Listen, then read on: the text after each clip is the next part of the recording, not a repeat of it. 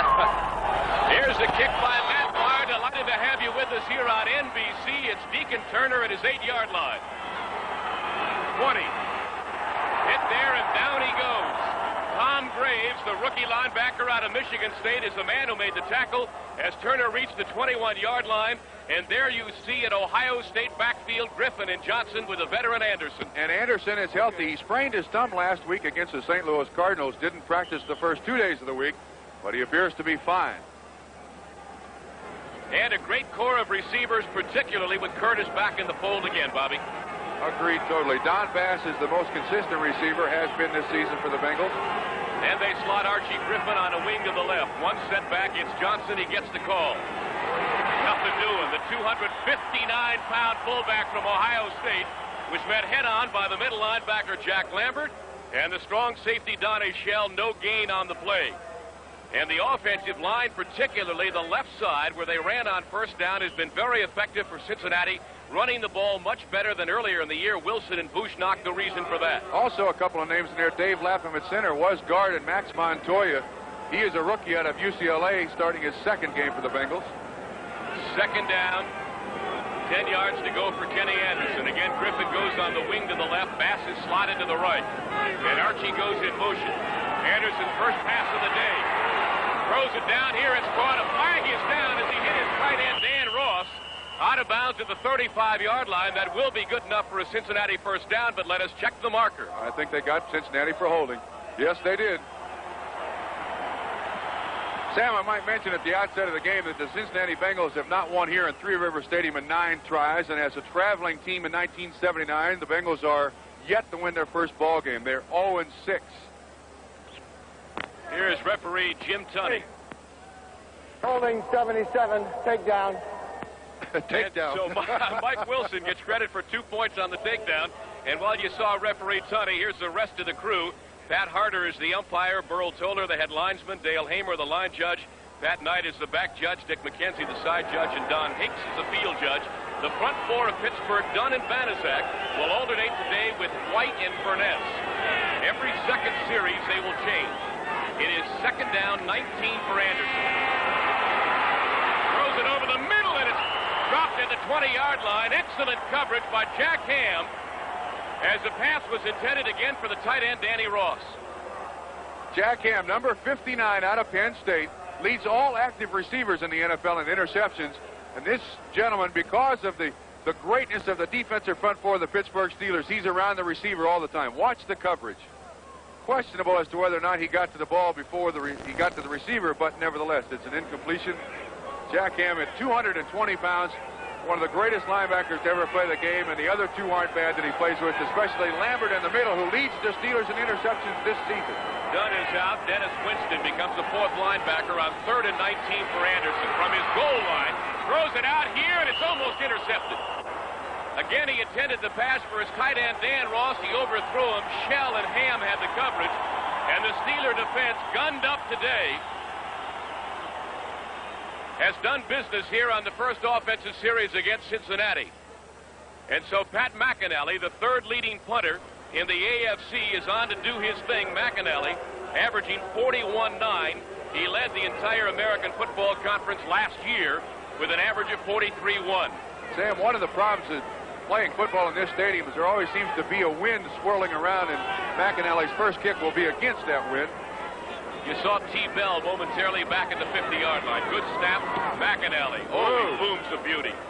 Into the wind, driving Bell to the 43-yard line. 50, 45 of Cincinnati. He's got blockers, but he's brought down as he reaches the 42. Stopped there by Vaughn Lusby, number 29, a 45-yard punt, and a 13-yard return for Bell. So the Steelers, their first offensive possession of the day, they have excellent field position. We'll be back with Terry Bradshaw and company in just a moment. Pittsburgh, nice to have you with us. Cincinnati in trouble already, Robert. Good field position by Pittsburgh. I brought with me one of the gloves that the players now use in bad weather games, you see. It's a little thinner than a baseball glove. It fits their hand very well. Doesn't keep your hand warm, but it does keep it from being slippery. Good gloves to wear on a day like this, Sam. May I use the prop, please? Yes, you may. Bradshaw on first down, whistles all over the place, as the ball carrier was Franco Harris, but A whistle, I think, before they ever got started there. Offsides against Cincinnati. Encroachment by referee Jim Tunney. Let us now establish the offensive unit of the Pittsburgh Steelers. They will go with Terry Bradshaw, number 12, at quarterback, having another great year. Not quite as good as last year, but 22 touchdown passes. Rocky Bleier starts for the injured Sidney Thornton, although Thornton is available. And, of course, the incomparable Franco Harris is also there. So it's first down and 5 as the Steelers get a gift before even running the play. Both receivers are split wide to the right. Stallworth, 82, Swann, 88. Harris cuts back to the 30 to 28-yard line of Cincinnati. A first down brought down by Ray Griffin, number 44, starting at right cornerback. And that secondary of Cincinnati, suspect to say the least. Well, I don't really think you can point the finger at the secondary. Watch the offensive line blocking. 52 Webster on 73 Edwards. Rocky Bleier leading on Jim LeClaire. And Franco Harris is through the line of scrimmage. The defensive linemen are at least supposed to slow those running backs down. I didn't necessarily mean on that particular play, Bob. They've had some difficulty there with injuries. Agreed. Ken Riley is out. He will not play today. Here's a pitch to Harris. Cuts it into the line of scrimmage and reaches the 26 in the grasp of Gary Burley, the former University of Pittsburgh All-American who has come home, and middle linebacker Jim LeClaire. So give him a gain of 2. We'll watch Franco's stats very closely today because, as we told you on our pregame NFL 79 program, he's 65 yards away from 1,000. And the receiver, John Stallworth, who now has over 1,000 yards in reception. Benny Cunningham, bionic Benny Cunningham, healthy again. Lynn Swann, always an acrobatic, gifted receiver. And Mr. Bradshaw in control. Trying to keep his hands warm indeed, Robert. Second down and 8. Bradshaw's first pass of the day. Throws the wide receiver screen to Swann, and he could not hold on.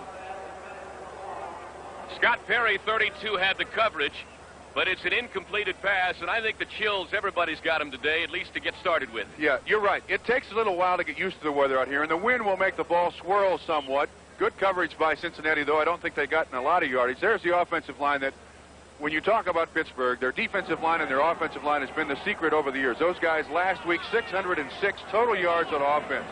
Corson starts for the injured Jerry Mullins today at right guard, number 77. Third down and 8 for Bradshaw.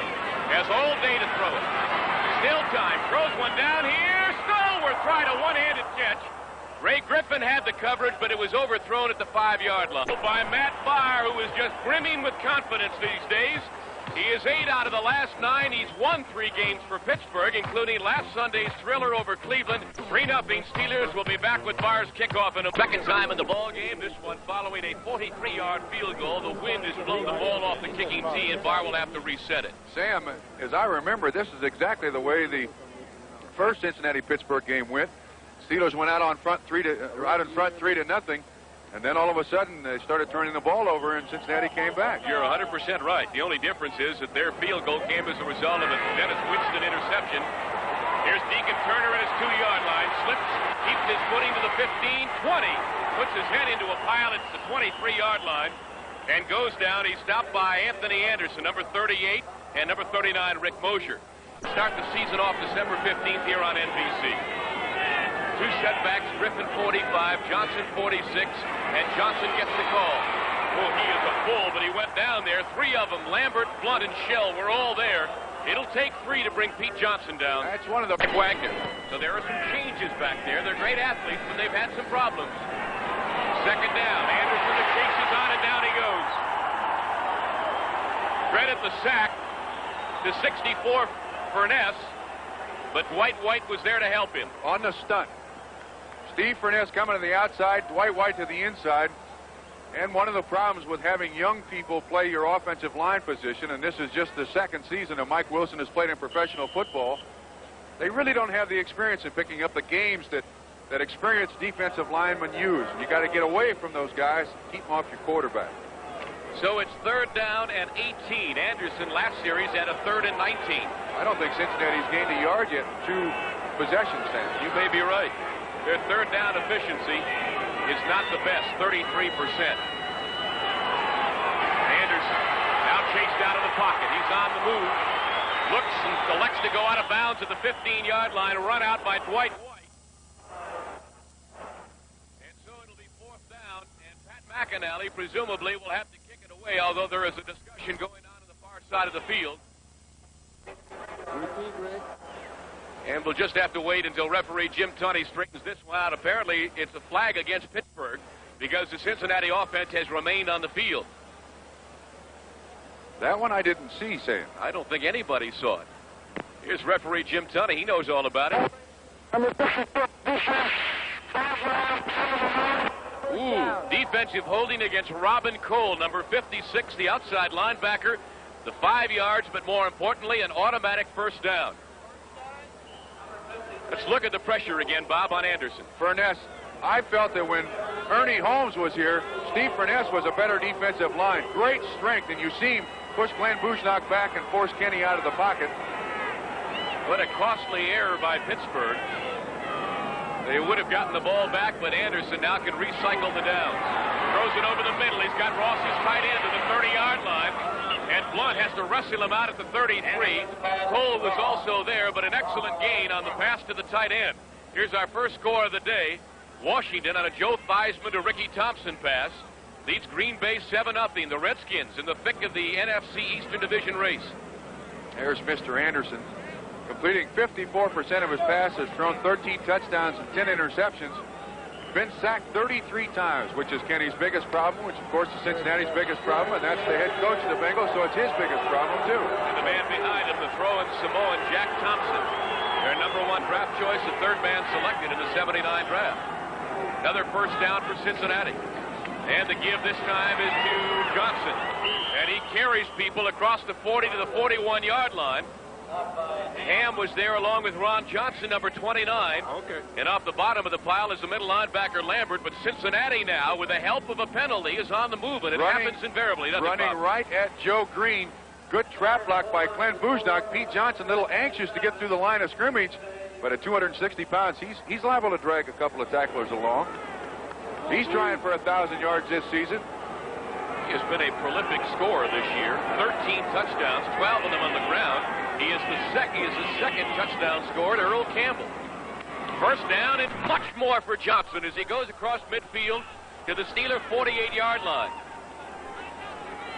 So Cincinnati now starting to put their offense in gear. And the shuttling guards, Montoya, the rookie out of UCLA, and the veteran Mark Donahue from Michigan, bring in the plays from Homer Rice. Big Pete's got 708 yards so far this season. Maybe a little optimistic to think that he can get 1,000, but he's a load when he gets going, Sam. Griffin and Johnson remain the setbacks. As of late, Cincinnati has kept the same pair in there. Throws the home run ball downfield, and it's almost caught to Don Bass. He had single coverage from Mel Blount, and it was slightly overthrown by Anderson, but Bass made a valiant effort. And I would imagine that Cincinnati will try to work on Mel Blount. He is a great zone cornerback, but he's big. He's 6'3", weighs 215 pounds. But in man-to-man coverage, there are a lot of receivers in professional football that are quicker than Mel Blount. Last week, Dave Logan, as you said earlier, Sam, took advantage of Mel Blount a couple of times. And earlier this year at Cleveland, Dave Logan scored 2 touchdowns against Mel Blount. But he has been a great one over the years. Absolutely, one of the best cornerbacks there is in the business, especially in a zone situation. Second down, 10. Curtis is wide left, Bass to the bottom of your screen, and Anderson will throw it again. Over the middle, Griffin, 45, first down to the 39-yard line. In the grasp of Blount and Ham, but not before little Archie Griffin, the 2-time Heisman Trophy winner, got the first down, and he is catching the ball this year better than at any time in his life. He's the second leading receiver on the Cincinnati Bengals. And he's a young man who you can't put his heart in this stadium, Sam. He wants to be the best running back there is in the business. Came out of college at Ohio State. Wasn't much of a pass receiver, but has really worked hard to become a very good pass receiver. From the 39-yard line of Pittsburgh, and the crowd here, 50,000 strong, starts to light it up. Griffin breaks a tackle, breaks another one to the 30-yard line. Look at the great effort by Archie Griffin, the number 2 rusher and the number 2 receiver on the Cincinnati squad. He is within a half yard of another Cincinnati first down. At 5'8" and 185 pounds, there's Chuck Noll. If you watched the first Cincinnati Bengal-Pittsburgh Steeler game, you saw a rare sight. Chuck Noll absolutely infuriated at his team turning the ball over and hanging their heads on the sideline. Yeah, I think it was the hanging of the heads that bothered him more than the turnovers, Bob. Second down, less than a yard. They line up in the I formation for the first time today. And they give it to the up-back Johnson. First down as he reaches the 36-yard line. Robin Cole is the man who made the stop. You know who's doing some great blocking up front is Dave Lapham, the converted guard, who's been forced to play center because Blair Bush went down.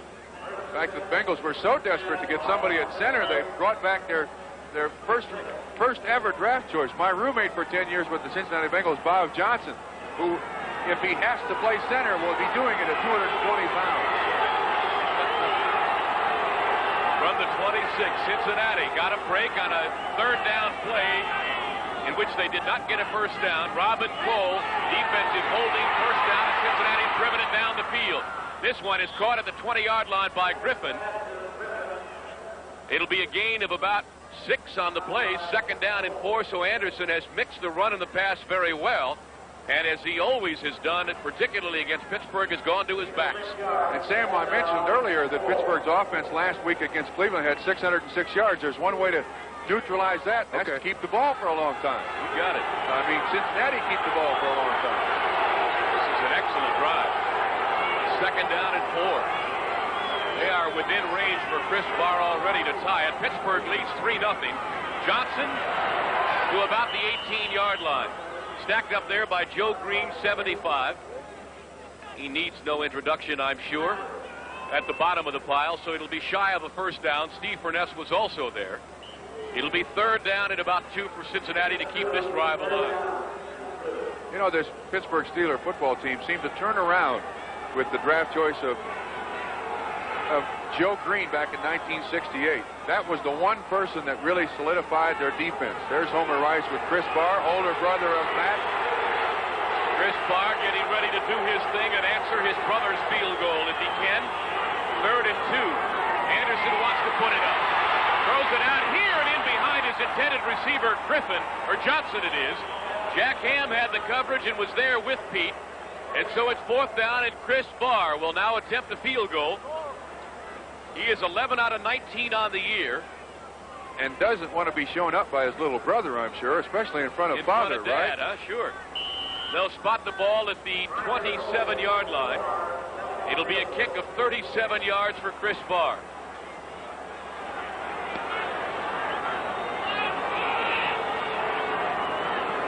Steve Kreider on the hold. The placement, the kick is up, and it is wide right. Low snap.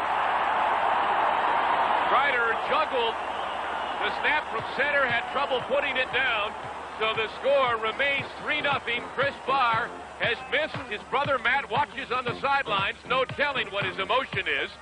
We'll return to Three Rivers Stadium in a moment. Wait till you see what they did to my car. With the Cordova, we went back to the drawing boards. We wanted to get the gas mileage up, but not at the expense of the styling. Introducing the totally redesigned Chrysler Cordova. All the luxury you expect is here. But so is gas mileage. You can have high style and good mileage. The new Cordova proves it. I like what they've done to my car. Buy a Cordova now at participating dealers. Get a $300 check direct from Chrysler. Do you know me? Playing football, sure. But my name comes up 0 in English rugby. So when I travel, I carry the American Express card. And even if I fumble and lose it, they'll give me another card fast. Usually the next business day. Lose the card and I'm protected. You can lose your life in there. To apply for a card, look for this display wherever the card is welcomed. From the 20-yard line, Terry Bradshaw, second possession of the day. They got 3 points out of their first drive. From his own 20-yard line, Rocky Flyer, big hole through the middle, gets 6 yards for the 26, brought down by Ross Browner. Now, next Sunday, we invite you to see a dynamite doubleheader featuring exciting regional action from around the league, followed by the Browns versus the Raiders from the Oakland Alameda Coliseum. Bob and I will have the pleasure of doing that one next Sunday afternoon. We invite you to check your local listings for the games and times in your area. What an air show that might be in Oakland, huh? Brian Sipe versus Ken Stabler. The S's, huh? Second down, 4. This is Franco. Good move. Reaches the 30 and gets the first down. Cameron, the linebacker, is the man who made the stop along with LeClaire.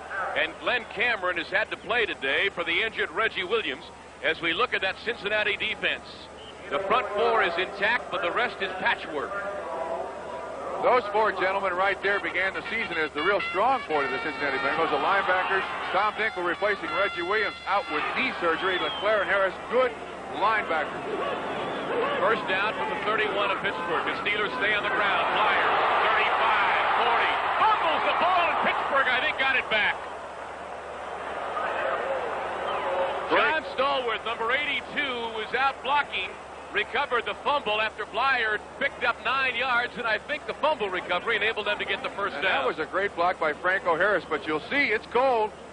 Ray Griffin putting his head in there. The ball is loose. And Stallworth, Johnny on the spot, keep the drive alive. And that's the problem the Pittsburgh Steelers have had. They lead the league in turnovers. 49, I believe. 45, I think the number 45, is, but yes. What difference does it make? You're right, Bob. They lead the entire NFL. Bradshaw throws it out here. It's tipped and almost intercepted. He tried to get it out in the flat, but Wilson Whitley got a hand on it, and Bradshaw kind of nonchalant that pass. And I got a feeling the cold is really bothering him, Bob. He's played in worse weather, though, I can assure you. Yeah, but he does look cold. Watch Webster, 52 on Wilson Whitley, 75. Passed off to Sam Davis, number 57. Gets a little crowded out there. And a jump ball. And Whitley almost got back to pick it off. Yes, he did. Second down 10 for the Pittsburgh 42. The Steelers lead it 3-0. Now the wide receiver screen is gone. They got blocker. 50, 45, he's gone. They'll never get him. 58-yard touchdown pass.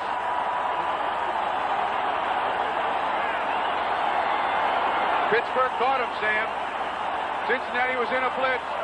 The linebacker on that side trying to get in there and get his hands up, and once Swann caught the ball, there was nobody there. The only people that were there were the cornerback and the safety, and they had 3 linemen out in front. You can see the blitz by Bo Harris, and there's nobody left. Swanee is gone. 58 yards and a touchdown, and they can do it that quick to you. 80-yard drive. And only the 3rd touchdown reception of the year for Lynn Swann. 80 yards, 4 plays, elapsed time, 2 minutes and a second. Matt Barr will attempt to make it 10-0. And he did. So the Steelers strike with lightning as the flag is down on the play. And they're being called back on the field. Let's see whether or not it is against Pittsburgh. It is indeed, so Barr will have to do it again. Holding. On an extra point? Well, I think what they probably called was the guy on the outside hooking, holding, putting his arm out there to try to keep the outside rush man away from the kicker. But 10 yards, and he'll try to do it again. Now it becomes a mini field goal. Here's Jim Tunney. Holding 56, that's the outside man. Well, obviously, we're having difficulty with the referees, Mike. We apologize for that. Of course, those microphones don't belong to us. We wouldn't have those kinds of problems. They belong to the National Football League. Barr will have to try a 30-yard extra point. Out of Cole Quitt's hold, it's down and up. And this one is perfect. So challenged a bit, Mr. Barr responds with a 30-yard extra point. He's having a nice day. His brother hasn't enjoyed it yet. 10-0 Pittsburgh as you look at the tail end of Lynn Swann's 52-yard touchdown reception against Cincinnati. We'll be back. You give a man a... From the 32-yard line. First down, and Johnson on the sweep again. Runs head on into Gary Dunn and may have gotten a yard, and here's our first score from down the turnpike. Brian Sipe, a 42-yard pass to Mike Pruitt.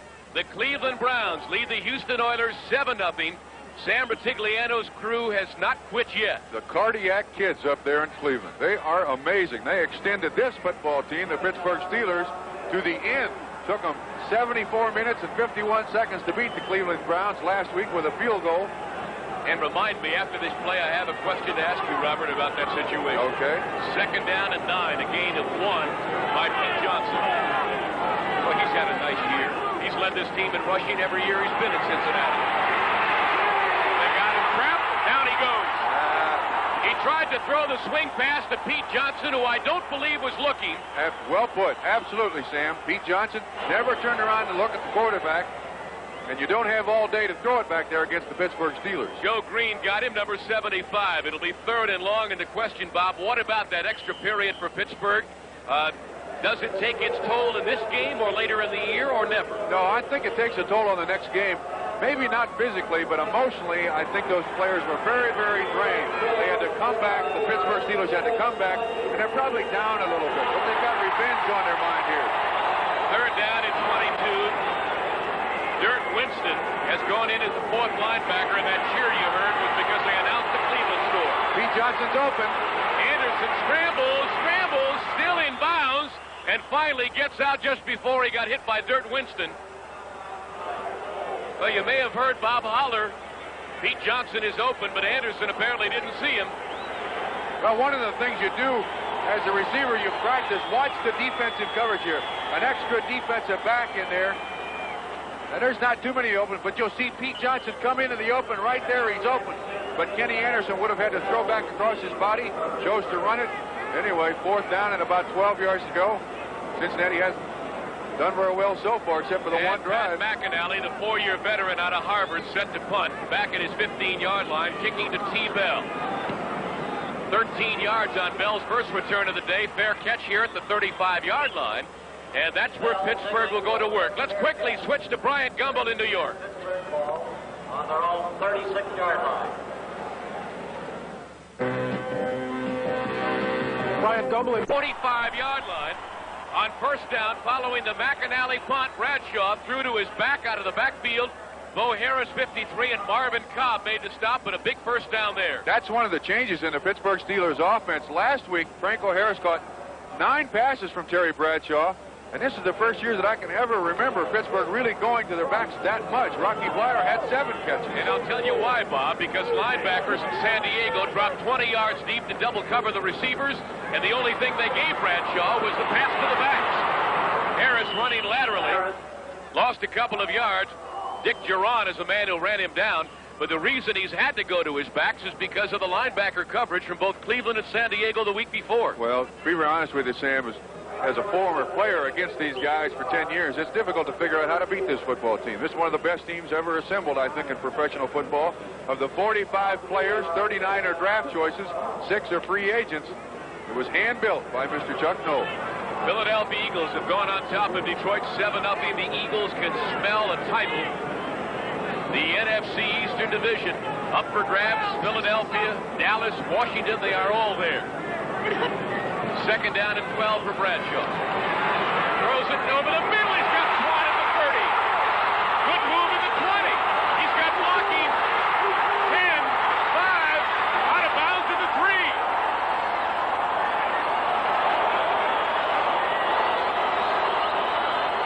Coverage by Scott Perry, who slipped down. Lynn Swann, when he has to, can run with the football, number 88, out of USC. And who can ever forget the game he had in Super Bowl 13? Watch this broken field running. Dick Duran missed tackle, number 30. Marvin Cobb is next. Good blocking by his fellow receivers downfield. Stallworth, Rocky Bleier, number 20. Finally driven out of bounds by Ray Griffin, number 44. 1st and 2 to go for another 6 points. In fairness to Scott Perry, he's played out of position. He normally is a free safety, having to play quarterback today. 1st down and goal to go from the 2. Bleier in motion. It's Franco. Got maybe a yard of it. Pushed back. 79 is Ross Browder. And also number 51, Tom Root. And Houston has answered Sipes' touchdown with one of their own. Earl Campbell, an 11-yard run. And so the Oilers and Browns are knotted at 7. And remember, Sam, if Cleveland loses, if Houston loses, and Pittsburgh wins, Pittsburgh is in the playoffs for sure. I think it's if Houston wins and Pittsburgh wins. They're both guaranteed wild card. What did I say? I think you said if Houston loses. Excuse me. You're From right. 1 yard out, it's Franco putting his head in there, and I don't know. No signal. He may have reached the goal line, but there is no signal from the officials. That's probably the warmest spot on the field right there, Sam, underneath all those heavy bodies. Well, they got to run 100 yards now to the other end of the field because we have completed 1 quarter here at Three Rivers Stadium in Pittsburgh. And the Steelers, by virtue of a Matt Barr field goal and a 58-yard pass from Bradshaw to Swann, lead it 10-0. We'll be right back after these messages from your local station. at a half-yard line. Pittsburgh already leading 10-0. Perhaps looking for the early blowout, but Cincinnati has not willed it. In 2 shots from the 2-yard line, the Steelers have netted 1.5 yards.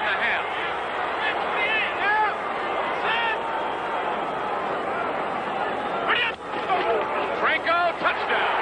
Interesting play. Randy Grossman, number 84, led the way, and Franco went right over his back into the end zone. 63 yards, 6 plays, 2 minutes and 17 seconds. And it's interesting that they bring Randy Grossman in to block at 6'2", 215 pounds, and Benny Cunningham stays on the bench. You see Grossman on the trap with the nose man, Wilson Whitley. Mike Webster pulls, Franco Harris is in. So Matt Barr will attempt to make it 17-0 out of a cold quit hold. Placement of the kick is up, and it is perfect. So Barr has had himself a nice day. Couple of extra points and a field goal while his brother watches from the other end of the field. Ready to receive it for the 3rd time with the Steelers leading 17-0. You saw the great run by Campbell. The snow has started to fall in Cleveland. Turner at the 13-yard line. 25 breaks this one out over the 30 to the 34-yard line. And so Kenny Anderson goes to work with some decent field position. Stopped there by T-Bell, number 83. You know, NBC Sports, we feel we've got the best of bowl games for you beginning Christmas Day. The Fiesta Bowl, the Panthers of Pittsburgh battle Arizona. Then New Year's Day, the Buckeyes of Ohio State take on Charles White and the USC Trojans in the granddaddy of them all, the Rose Bowl.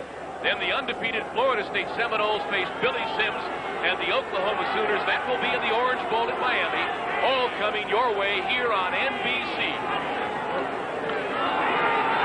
Anderson on first down has a man wide open. It's Isaac Curtis at the 45. Into Pittsburgh territory at the 45 and finally brought down by Jack Ham. But a big Cincinnati first down as they move the ball. One of the tags against the Bengals offensive line has been not allowing Kenny Anderson enough time to pass the ball. Here you see 75, Joe Green, Mark Donahue, 66, doing a great job on it. Doing a heck of a job on it. Kenny gets time to throw the football. That's Bushnock helping out. And you get enough time to throw the ball to Isaac Curtis. So a gain of 21 yards on the completion. We'll have some scores for you right after this play. Griffin the deep back for a couple of yards to the 43. The Green Bay Packers have come back to tie up Washington 7-7. You see the game we've been covering very closely, Houston and Cleveland. The Bears on a Walter Payton run lead Tampa Bay 7-0. 3-3, Baltimore and the New York Jets. And Philly still leads Detroit 7-0. We gave you that score early. They have gone to the second quarter. Denver on a Jim Turner field goal over Buffalo in the snow at Rich Stadium. Boy, our crew had a difficulty getting into that city. 2 feet of snow in Buffalo. And a Lynn Dickey touchdown pass. Green Bay has tied Washington. You are up to date. It's 17-0 Steelers here. Over the middle, he's got a man at the 33-yard line. Again, his tight end, Dan Ross. They are fighting for the ball, and they give it to the offense. Donnie Shell is not happy. Very seldom is. Tough football player, that Donnie Shell. Dan Ross, second-round draft choice out of Northeastern. Good pass receiver. You see he has control of the football. And when Donnie Shell tries to wrestle from him, going to the ground, they're always going to give that to the offense. First down now for Cincinnati. Something about Dan Ross, who's only a rookie out of Massachusetts. He has excellent games against Pittsburgh. He caught his only touchdown pass of the year in Riverfront Stadium, Cincinnati, against the Steelers. They got a blitz on. Throw it out here, and Ross just missed the connection. Shell had the coverage, but it was Ross again. And, Bob, is there anything significant about the fact that Anderson has now thrown to Danny Ross 6 times today? No, I think one of the things you're noticing here is that Pittsburgh is going a lot more to the blitz. So they run the 2 wide receivers deep, throw to the tight end underneath. No, it's just good football. There's nothing wrong with that. That's well thought out. That's the way you're going to gain a lot of yards against Pittsburgh. I always thought it was interesting that Cincinnati passed Kellen Winslow because they felt they would get an equal tight end in the second round to Dan Ross. They took Dan Ross because he had more speed than Kellen Winslow. Basically why. Winslow is alive and well in San Diego and may just be the best tight end to come into this league in years. Anderson throws it out here and overthrows Isaac Curtis. And he had Curtis wide open. Isaac had put a pretty good fake on Ronnie Johnson, making the cornerback think he was going deep. but instead made the sideline cut. And Mr. Anderson's a little mad at himself, I do believe, on that one. He overthrew him a great deal. Max Montoya, number 65, coming in with the play from the sideline. Offensive coordinator Mike McCormick, Boyd Dollar, Homer Rice calling the plays on the sideline. 4 linebackers. Dirk Winston again on 3rd down and 10 from the Steeler 33-yard line. Perhaps is out. Only 3 down linemen for Pittsburgh, but they normally blitz out of this alignment. And here they come from the outside. Hammond Cole. He's got room. Looks downfield and out of bounds, shy of the first down as he went out of the 28-yard line. So Kenny Anderson scrambling for 5, comes up 5 short. It'll be 4th down and 5 yards to go, and Chris Barr, I believe, is on his way and will attempt second field goal of the blitz, trying to fake Pete Johnson out. It's Archie Griffin. No, it was Pete Johnson. Now watch Jack Ham. Great speed at 220 pounds. Trying to get a glove on Ken Anderson, but still not enough yardage for the first down. 49-yard attempt for Chris Barr. He is 4 out of 7 over 40 yards. Very strong leg, and he has been incredibly accurate from long distances. He's got this one nailed. It is good. A 49-yard field goal by Chris Barr, who missed a considerably shorter one earlier in the game. So the 6th isn't for him, it's for his brother Matt, who plays in the other side. Well, you never can tell. That might be the Barr family putting it up there, rooting for both sons. Difficult for the family to choose which one that they really care for the most, right? Wrong. I think that is a Matt Barr fan club. But that was a good try anyway, Bob. I suppose if the sign were orange and white, yes. Yes. It would be for Chris. So Chris Barr, after a 49-yard field goal, kicking deep here. Anthony Anderson is the man in the middle for Pittsburgh. And he has the ball at his 7-yard line. The rookie out of Temple, 25, 30, and down he goes right on the 30-yard line. NBC Sports World salutes the champions of '79. We'll review the many magic moments with an exciting look at the year's major events, from Swann Super Bowl to Stargell Series and more. Do not miss Sports Year '79, a salute to the champions, coming up Saturday, December 22nd on NBC Sports World. Sounds like an all-Pittsburgh show with Swann and Stargell, doesn't it? Yes, they've changed the name of the Steel City to Championship City here in Pittsburgh, and it's a little tough to deal with when you're from Cincinnati. Yes, I guess. From the 30-yard line, both wide receivers who split left. Franco Harris for 5 to the 37-yard line. Brought down there by Jimmy Browner, the younger brother of defensive end Ross Browner. So Harris moving inexorably to the 65-yard mark for the day, which will get him to 1,000. And 67 yards, as Bob told you earlier, will make him the 4th leading rusher in the history of the National Football League. He'll leapfrog over Joe the Jet Perry. And 3 of those rushers wore number 32. Interesting. Brown, Simpson, and then Franco Harris. And Jim Taylor is the other one still ahead of him. He was 31. Ooh, it was covered. He looked one way. Now he throws it deep, and he's got Stallworth, and he dropped the ball. Well, the play was not designed to go to Stallworth, but he was wide open for the first time today. Bradshaw threw to number 82.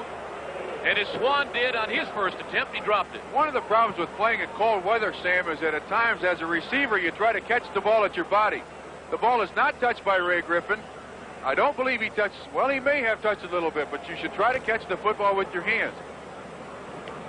Yes, he did touch it. He changed the rotation on the football. You can see it. Yes, he did touch it. Good play by Ray Griffin. Can't blame John Stallworth for that one. It's amazing what a replay can do to vindicate somebody, huh? Yes. 11:28 to go first half. 17-3 Steelers, and Bradshaw wants more. Oh, and he threw it in behind Blyer at the 40-yard line. Jim LeClaire had the coverage, so it's 4th down. And Craig Colquitt on to do the punting for the Steelers. The first time today they've had to punt the ball away. Last week, Rocky Blyer, 7 receptions against the Cleveland Browns. And Mr. Bradshaw's a little mad at himself. That should have been an easy reception. There's the defensive coverage of the Cincinnati Bengals. Blyer out of the backfield. Covering the guys deep. Blyer missed the pass. Also, Marvin Cobb has gone back to cornerback where he played last week. Scott Perry is out. Here's a kick by Colquitt, and he did not get it all. Fair catch being called for at the 37-yard line by Mike Levenseller. An NFC East title. Griffin in motion on first down.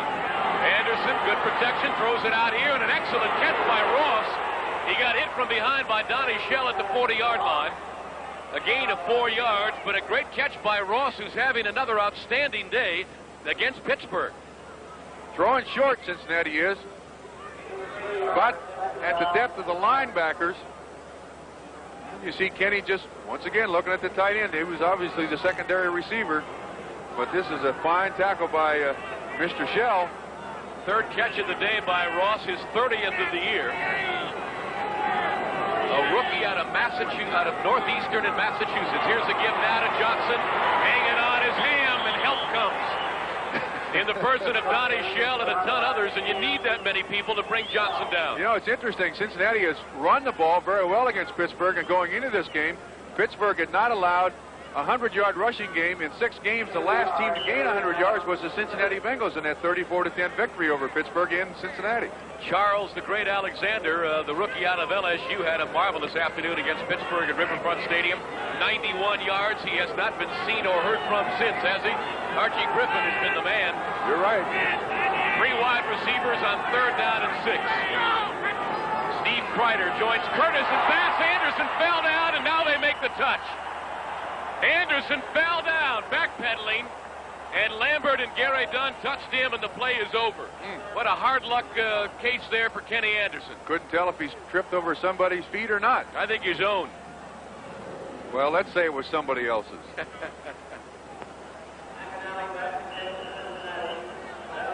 Why does Lambert look 65 years old in uniform? Because he doesn't have any front teeth. That's right.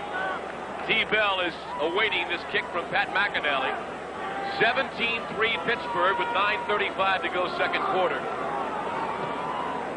And a line drive punt, the kind you return. And Bell will, 35. Oh, broke one tackle. And finally, Browner came back to get him again. Great effort by Jim Browner.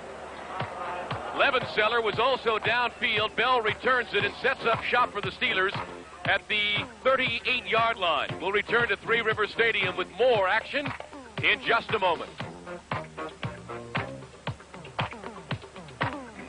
Good. Now I can go to bed. Wait a minute. I want to give you a gift while we're alone. It's something just for you. A washer and dryer. Now, come on, will you be serious? Okay.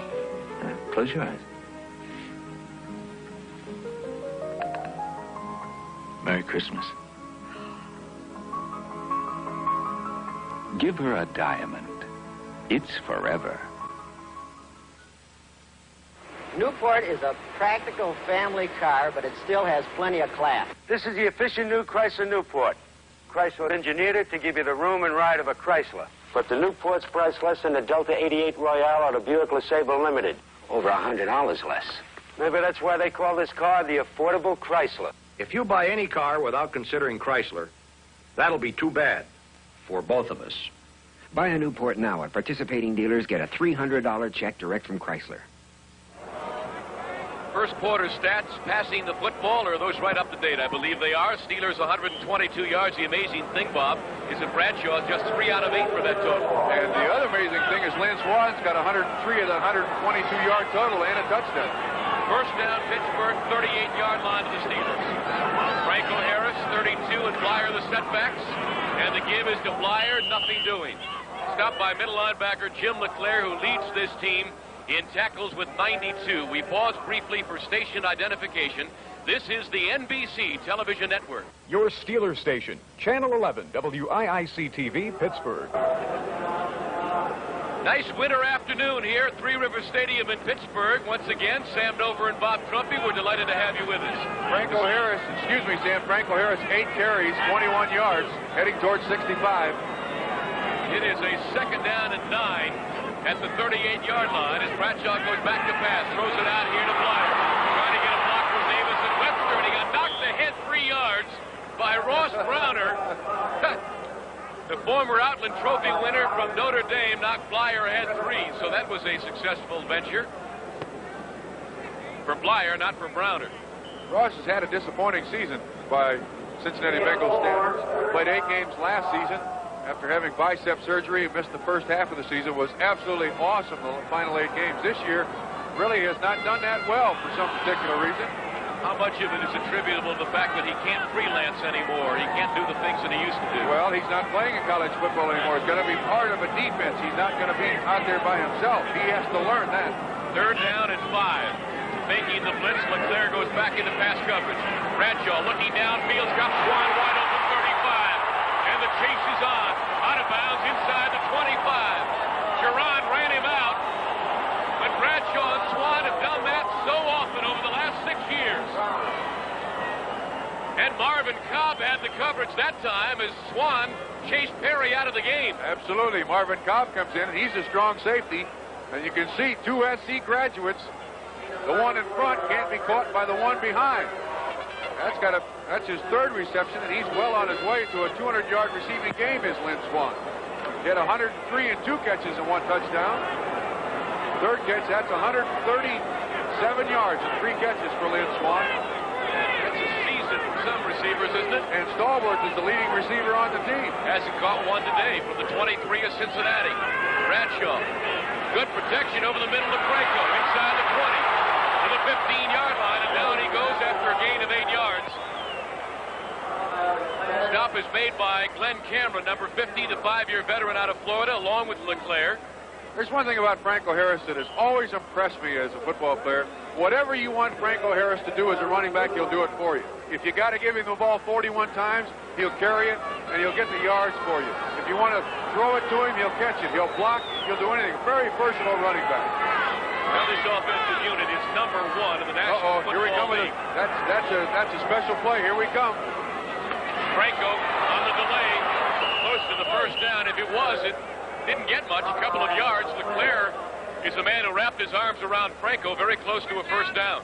I do think, though, that Terry Bradshaw was motioning to one of his outside receivers. It may be something they come to. Here you see Harris. He's going to carry the ball a lot today, trying to get that 1,000-yard season under his belt and become the 4th leading all-time rusher in the history of the NFL with 67 yards. And an excellent tackle by Leclerc from behind. They spot that ball a yard shy of the 1st down.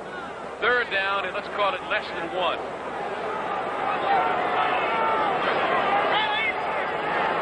Steelers have Mullen, Peterson, and Grossman in there for blocking purposes. Grossman in motion. Here is touchdown, Steelers. No, sorry, yard shy. I was a bit premature as I thought he had hit the big white line. That 5-yard line looked like it had double white stripes. Shame on you, Sam. But there's a guy at 6'2", 225 pounds, who has the moves of a guy like Greg Pruitt out of Cleveland. Watch this move once he gets through the line of scrimmage. Grossman, Blyer leading. Great blocker is Rocky Blyer. Watch that move right there. Oh, you can't teach that. They come to the game with it, or they never game. From the 1-yard line, Steelers trying to blow them out early, lead it 17-3. Bradshaw gives it to Blyer outside. That's a touchdown. 1-yard run by Robert Patrick Blyer. It's 23-3 Pittsburgh as they seek revenge here from an earlier defeat at the hands of Cincinnati. They're well on their way. This is the Bengal defense is giving up 358 yards a game, 140 rushing. That drive, 3 minutes and 30 seconds, 63 yards, 7 plays. Rocky Blyer for the last 1.5. Well, they've been trying to chase Blyer out of there, Bob, as you well know, for years. This year, someone finally did move him aside a wee bit, Sid Thornton, but with the injury to Thornton, Blyer has come back to have another outstanding year. Did I read a story about Sidney Thornton trying to cure his bad ankle by voodoo? A young lady down in Louisiana apparently developed some kind of potion that included alcohol and ammonia and a bunch of other stuff, but the irony is that Thornton does not put the injured ankle into that stuff. He puts the good ankle in. And it's supposed to make him feel better, and he says it works. Makes sense to me. Makes sense to me. You know, there's a weekend full of football waiting for you on NBC. Next Saturday, it's a special edition of NFL 79. Then the heavy-hitting Denver Broncos face the high-flying Seattle Seahawks. And then on Sunday, there's a dynamite doubleheader featuring exciting regional action, followed by the Cleveland Browns against the Raiders, a possible wild card berth. Bob and I will have the pleasure of doing that one from the Oakland Alameda Coliseum. We invite you to check local listings for the game. Here with Donnie Shell. Jack Lambert came on the blitz and may have forced the pass to come a little early from Anderson. Vanasak was also one of the gentlemen, number 76 of the Pittsburgh Steelers, who got Anderson on the ground, but you see almost a reception by Don Bass, who has been the most consistent receiver, but a timely hit by Donnie Shell. Bass can't hang on to it. Charles Alexander, incidentally, was open underneath that one. They may come back to it. So the Steelers now are preparing for Houston's 3rd down and 6 situation. Take Burness out, put in an extra linebacker. Cincinnati's. What did I say? You said Houston. I'm wondering what's going on down there with Cleveland, Houston. That's why it's on my mind. 3rd down and 6 Bengals. The blitz. They pick it out, throw it out here all alone. Curtis, the flag is down. Curtis reversing his field. Touchdown, Cincinnati. I think the flag is going to be on Pittsburgh. 47 Mel Blount, so the touchdown will count. The Bengals aren't out of it yet. A 29-yard touchdown pass from Kenny Anderson to Isaac Curtis. The touchdown is good. The penalty against Pittsburgh, and they still haven't fixed the referee's mic. Now, I played next to Isaac Curtis for 5 years, and this is what I remember Isaac Curtis looking like a few years ago. He had knee surgery 2 years ago. This is what he did best. When he got the football in his hands, nobody could stop him. Great touchdown, great pass by Anderson, and a good run by Isaac Curtis, and the characteristic over-the-shoulder 6-pointer. And I think, as you said, Bob, the penalty was against Mel Blount for holding. Refused the touchdown good, and so is the extra point by Chris Barr. 69 yards, 7 plays, 2.5 minutes of elapsed time, and the Bengals come right back. And Curtis has now caught 25 passes, 7 of them for touchdowns. Well, it's a 24-10 game, 3:02 to go in the half. We got a lot of football ahead, and most importantly for Cincinnati, they have got 7 points on the board to go with an earlier field goal by Chris Barr, and they remain 2 touchdowns back.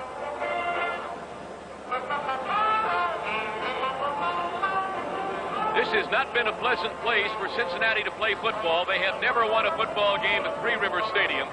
They are 0-9, and like their counterparts from Ohio, the Cleveland Browns, they have never won in this stadium. So those are 2 of Pittsburgh's divisional foes, Bob, who have never been able to win here. And Houston has only won once here. Is that not correct since 1970? I'd have to check that. Maybe twice, but certainly no more than that. Brian Gumble, Mike Adamley standing by to fill you in on all the scores and highlights at halftime. Pittsburgh is 65-13 in this stadium since it opened in 1970. That's a very, very good record. Last we heard down the road was that Houston and Cleveland was tied at 7.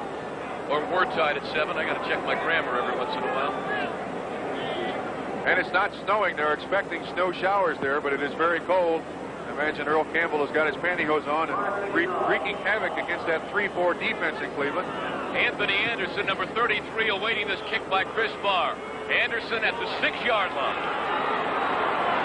To the 20, trying to reverse his field, and good coverage. A flag is down as Anderson reached the 23-yard line.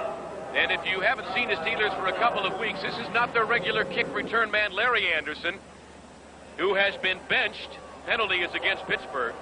Anderson has fumbled 3 kickoffs this year and has been replaced by that young man, Anthony Anderson, a free agent out of Temple. And those 3 fumbles by Anderson have resulted in 17 points for the other team.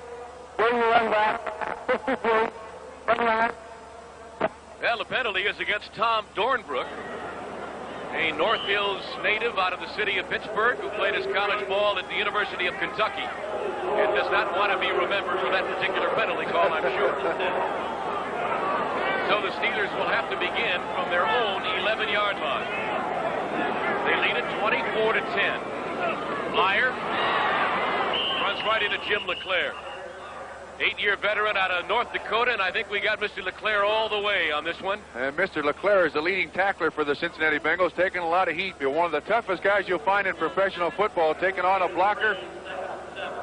You see the trap coming from Larry Brown, but he still gets back both of them. John Cole, 55, and Larry Brown, 79, trying to make a LeClaire sandwich out of him, but he does still make the tackle. Let me say this about Cove. I know all 22 players on the field are playing with some nagging hurts, but Cove has had to play almost the entire year, Bob, with a pinched nerve in his neck.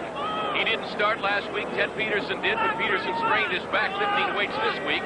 And who do you think's right back in there again? 55. Harris, nothing doing. An excellent tackle again, I believe, by Jim LeClaire, who met him head on. I believe that's Wilson Whitley. Wilson Whitley, 75 it is. I'm sorry, not 55. We have reached the 2-minute warning here at Three River Stadium in Pittsburgh as you look at LeClaire again. I think it's Wilson Whitley that made the tackle, but one time you get him, one time you don't. John Kolb on him. Well, if he has an announcer like me with him every week, he'll be in great shape, won't he? We'll return to Three Rivers in just a moment. Polaroid's One Step is so simple you just press one button and a motor hands you the picture. It's a good idea for a camera. This is a toothbrush. Polaroid's One Step is light as a feather. It's only 14 ounces. Won't it blow away? Not if it's around your neck. With Polaroid's One Step, there's a battery in every film pack, so your camera always works. Won't work without film. Sure can't fool you. With Polaroid's One Step, you just point it and press the button. Why not button it and press the point? I try. Heaven knows I try. Hi, champ. You sure did it tonight. Yeah, and how we gonna celebrate? Beer? He's the champ, you chump. We want something special. Bull. Bull? The Schlitz Malt Liquor Bull. It's a special premium brew that's in a class by itself. This Schlitz Malt Liquor's a bold brew. Let's go a few rounds with the bull. If you want to change your picture, get a big bouquet. Don't be fiercely full. The Schlitz Malt Liquor Bull. I don't see anybody, Bob, who looks as uncomfortable as I feel. There's a couple of good ones. Now that young man is prepared. 29 degrees here in Pittsburgh. The Steelers with a third down situation, 2 minutes to play in the half, and they lead it 24-10.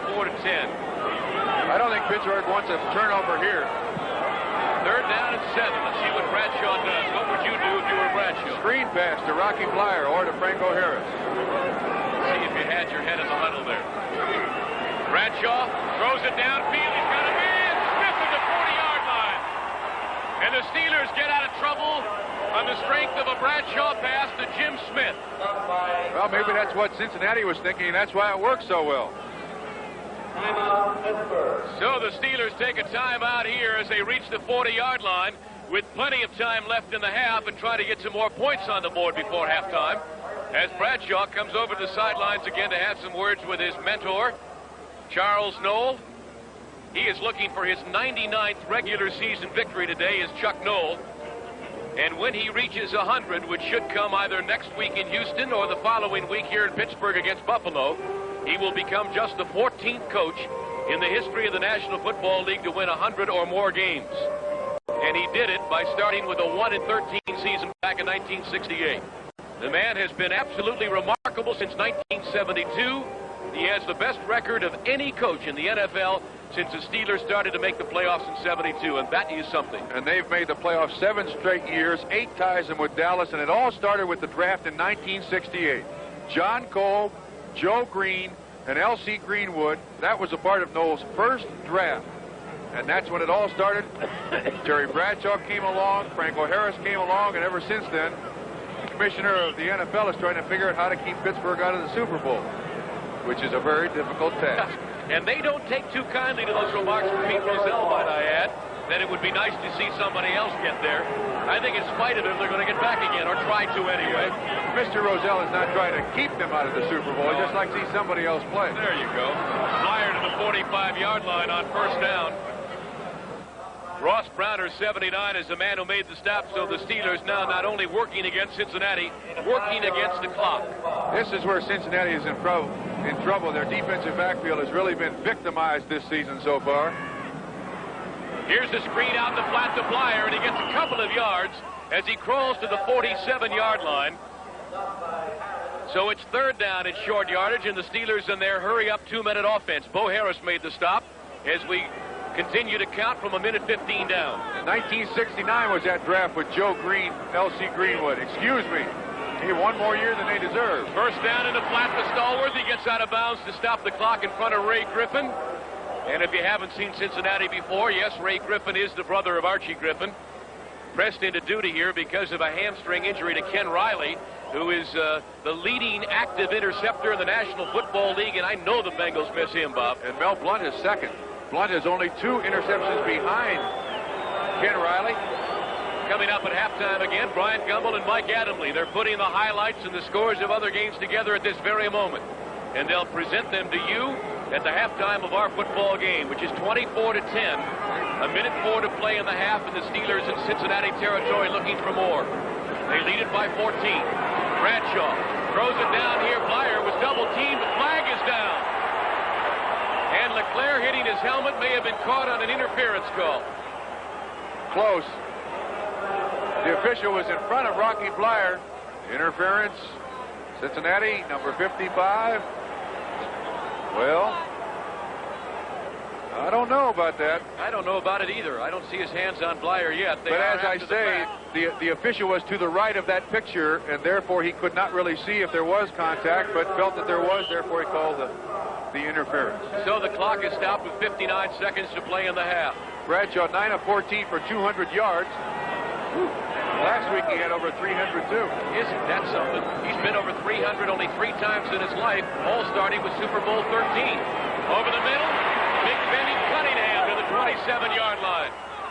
His first catch of the day. Bradshaw has had a wealth of receivers and been able to spread it around and keep everybody happy. And he's done it again today. 40 seconds to go in the half. First down at the 27-yard line. Bradshaw looking for more, dumps it out here to Harris. Flag is down, and Franco is down at the 22-yard line. And the clock is stopped with 29 seconds to play, but 2 penalty markers are down. I think one of Pittsburgh's offensive linemen, yes, got downfield a little too far. Illegal receiver downfield. But it stops the clock. They need about 10 more yards to be in Matt Barr's distance for a field goal. If you joined us late by any chance, Bradshaw has thrown touchdown passes at 50. Man, number 52, downfield, 10 yards. Center Mike Webster, the All-Pro. Thrown a touchdown pass to Lynn Swann, and the wide receiver screen to 58 yards. Franco Harris has scored from a yard out. Rocky Blyer has scored from a yard out. Barr has a field goal for Pittsburgh. Chris Barr has one for Cincinnati.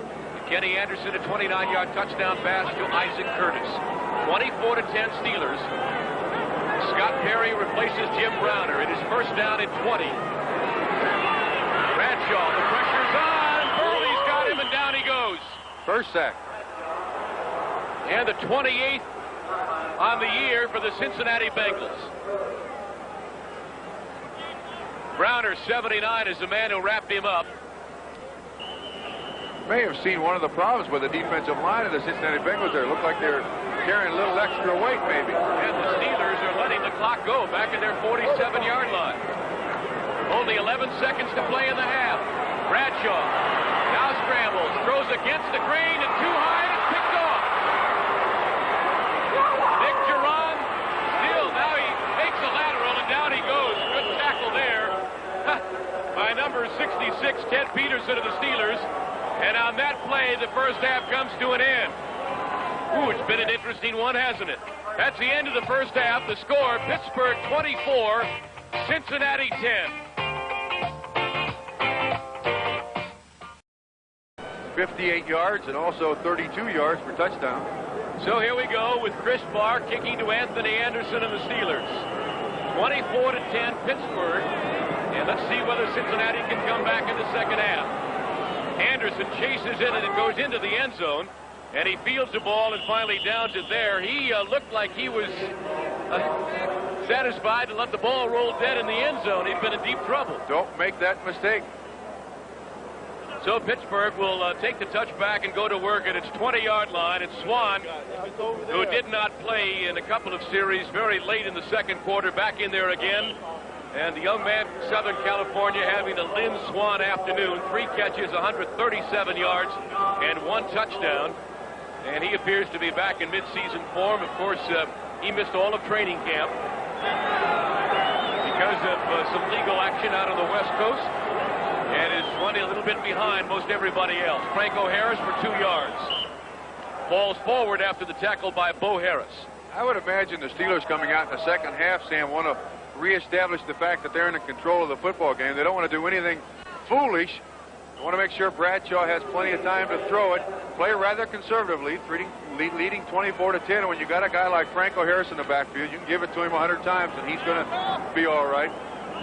Same people who started the game for the Steelers are in there now. Bradshaw with Blyer 20 and Harris 32. The receivers, Swann and Stallworth, are the same. The whistle is being blown from the stands, done from the playing field as Blyer reaches the 25-yard line. Gary Burley, 67, and Bo Harris were there. And Burley, who they list at 6'3", 269, looks a little paunchy, doesn't he? Yes, he does. He played for the University of Pittsburgh here in their national championship team, and he played at about 250. You have to be in shape to play professional football, and any extra weight that Gary Burley carries really hurts him because his speed and quickness are his two biggest assets. Speaking of Burley and Pittsburgh, there are some Penn Staters on the field today not feeling too good about Pitt's great victory over the Nittany Lions yesterday, namely the Barr brothers and Jack Ham. He steps up in the pocket, throws it down to Swann, and great coverage by Marvin Cobb, number 24, who was with Swann stride for stride, a couple of Southern California Trojans. I wonder what they'll... You imagine they'll be watching the Rose Bowl? I imagine so. Here on NBC. Blitz by Cincinnati. Good coverage, as you said, by Marvin Cobb. Here you see it from the defensive backfield. Inside, outside. Scott Perry, 32, and Marvin Cobb covering Lynn Swann. And you see Marvin Cobb just get his hand up in time to knock it away. Good defense. Greg Colquitt is punting to Mike Levenseller. Much better punt this time. Into the wind, Levenseller at the 40-yard line. 45 running laterally is necktied out of bounds by Dirt Winston, 53, who may be the hardest hitter on the field. 35 yards on the punt, just 3 on the return. Winston had a taste of starting earlier this year when Robin Cole went down with an injury. Dirt started about 6 games for the Steelers, but he was exploited very well by Brian Sipe in the 2 Cleveland games, particularly last week, I guess, and finds himself back in the sidelines again, but he plays the special teams very well. I have a feeling that Mr. Sipe from Cleveland is going to exploit a lot of people before he's out of football. Boy, he's having a marvelous year. And again, we'll keep you up to date. You saw what happened during NFL 79. It's 7-7 at the half. Here's Anderson on first down. He's got a man. Isaac Curtis out of bounds at the Pittsburgh 43-yard line. And Curtis and Anderson are back in business again. I like it. Throwing on first down. Cincinnati's been accused for the last few weeks of being very conservative in their offensive game plan, running it into the line of scrimmage for a couple of downs and then throwing on third down. That's one way to stay away from the Pittsburgh blitz. On third down and possession passing situations, that's when Pittsburgh normally blitzes. So from the 43-yard line of Pittsburgh, Cincinnati in possession, trailing by 14. A quick score here, and we got a football game. Pete Johnson. Ooh, just knocking people back. They can't get a grab on him. And Donnie Shell and Ron Johnson finally bring him down, but Johnson knocks Shell 5 yards downfield. Ooh, that's a shocker. Kansas City. Steve Fuller has thrown for 1 touchdown. Ted McKnight and Earl Gant have run for touchdowns. And the Kansas City Chiefs, who Bob and I had last weekend in San Diego, they didn't look too good last Sunday, but they're doing it to Seattle. And Seattle is having an up-and-down season, and I think they've won 6 games in a row. If Kansas City beats them today, it'll be their first loss in 6 games. It'll also be lights out on any playoff hopes for the Seattle Seahawks. Hey, let's give credit here for the Cincinnati Bengals coming out the second half, 3-10 on the season, playing a 10-3 football team. They're not giving up. People really have very little left to cheer about in the 1979 season, but they're not going to be embarrassed. Actually, Bob, their last 2 appearances against the Steelers have been very impressive. Not only did they beat the Steelers at Riverfront Stadium, but they lost 7-6 last year right here at Three Rivers. They were in it to the end. Johnson trying to get the first down, stopped by Banaszak, 76. I think he got it. He didn't need much. Gary Dunn, 67. Robin Cole, 56. Get off the bottom. And they spot it. First down range for the Cincinnati Bengals at the 32 of Pittsburgh. They are moving again. Let's see if they come up with a first down pass again. Seemed to work the last time. Under 12 minutes to go, third quarter. Anderson's had himself not a bad day. Has yet to be intercepted in this game. It's Curtis in motion. They come with the blitz. He's got a man wide open. It's Curtis, touchdown. He also had Don Bass all alone. Somebody messed up somewhere. I don't see Pittsburgh ever doing that. Don Bass was absolutely uncovered running down the middle of the field. That's Isaac Curtis's 25th reception on the season, his 8th touchdown, and the Bengals are back in the ball game. And the people in the stands here are absolutely silent. A blitz by Pittsburgh. Ken Anderson just puts it full trajectory. Isaac Curtis on Johnson, mismatch, 6 points. And over the shoulder. He had Don Bass all alone in the center of the field. If he wanted to go to him, it made no difference. So Anderson has now thrown 2 touchdown passes to Isaac Curtis, and Chris Barr can get him back to within 7. And he does. We got a football game, ladies and gentlemen. It's 24-17. That 57-yard drive took but 6 plays at 3 minutes and 10 seconds on the clock. And Trumpy's Bengals are back in it again. We'll return with Chris Barr's kickoff here in Pittsburgh in just a moment. Dollar for dollar, the Chrysler LeBaron is a lot more car than a Cutlass. If you go out and buy a Cutlass without looking at a LeBaron, you're making a mistake. Those guys are Chrysler engineers. They helped design the efficient new Chrysler LeBaron. From what they're saying, from the way it looks, the equipment, you'd think it costs a lot more than a Cutlass Supreme. But it doesn't. It costs less. Still thinking about buying a Cutlass? I'm not asking you to buy any car on faith. I'm asking you to compare. Buy a LeBaron now at participating dealers. Get a $300 check direct from Chrysler.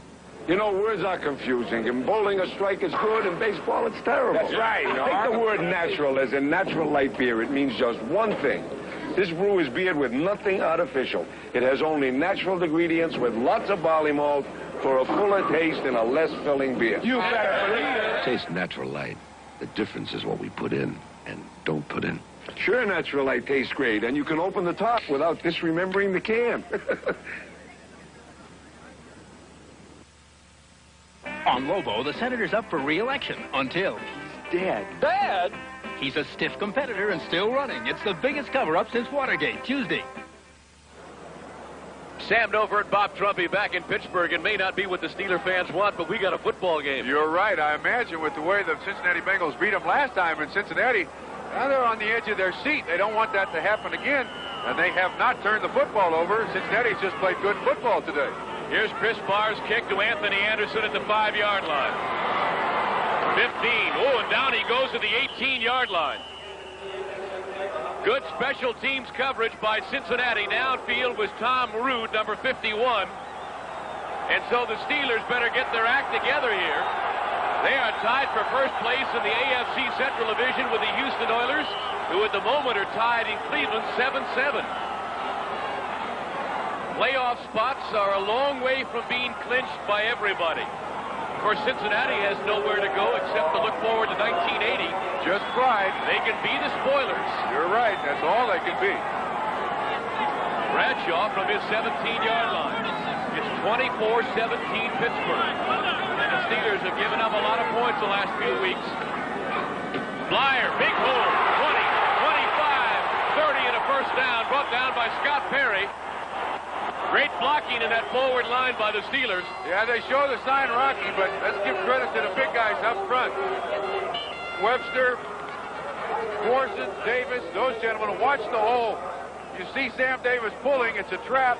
Good block. And Rocky Blyer is on his own. 79, Larry Brown with a good block on Jim LeClaire, and that's what they go back to, their strength. Blyer made a move on LeClaire. It may have been Blyer's first move since 1973.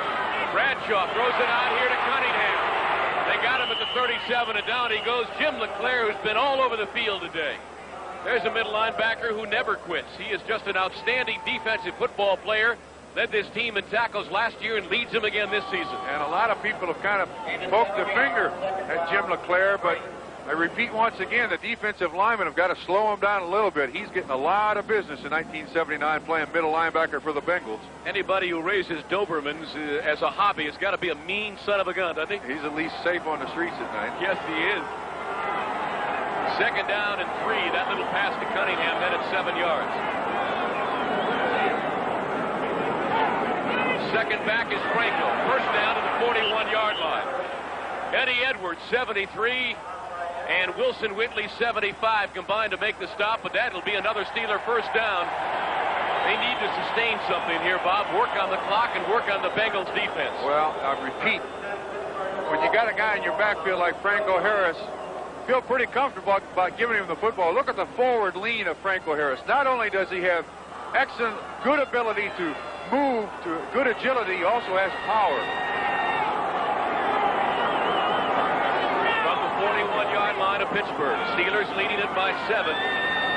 They led earlier by 21 points. Flyer reaches the 43, and Burley sees that he goes no further than that. Washington has come back with 2 quick strikes. Theismann, a touchdown to Danny Bugs, make it 1 strike. They were down 21-7. It is now 21-14 Green Bay. And that's Lynn Dickey's first start in 2 years since his broken leg for the Green Bay Packers. He's thrown for a couple of touchdowns today. Second down, 8, Pittsburgh at the 43. They split Stallworth wide left. Bradshaw appears to be limping just a bit as the team comes out of the huddle. Swann is to the right. Stallworth has yet to catch a pass today. He's the leading receiver in the American Football Conference. Over the middle, Cunningham close to a first down at the 49 of Cincinnati. It depends on where they spot the ball. Sam, you mentioned that Terry Bradshaw may be limping. He might have got his foot stepped on or something. He's a tough kid.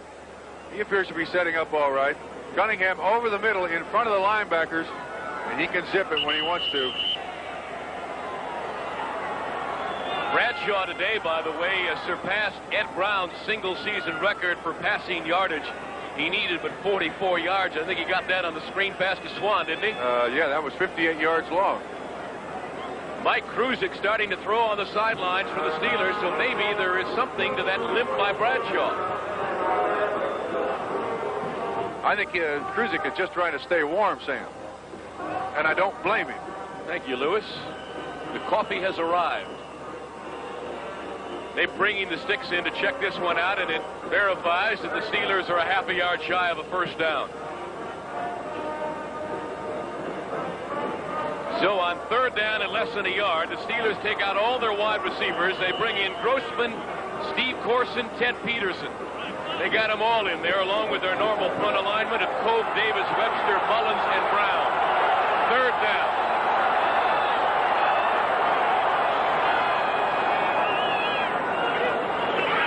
Franco, first down, trying to bust it big. Brought down as he reaches the 43-yard line by Ray Griffin, who may have made the saving tackle. The Steelers have been able to bust those third and short for touchdowns, 70-yard runs against Cleveland by Blyer and Harris. Watch Blyer on this one. Everybody counts him out every season. This is why he stays on his football team. Looking for somebody to block. Well, he kind of bumps into people. But Franco Harris getting closer to that 65-yard mark for 1,000 yards for the 7th time. 24-17 Steelers. Under 7.5 minutes to go, third quarter. Play action, Bradshaw rolling out, looking downfield. He's got Swann, throws it down, and got it.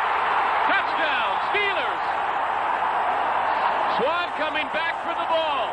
Made a great move on Scott Perry, and the Steelers had scored. All he did was adjust to the football. Ball was slightly underthrown by Terry Bradshaw.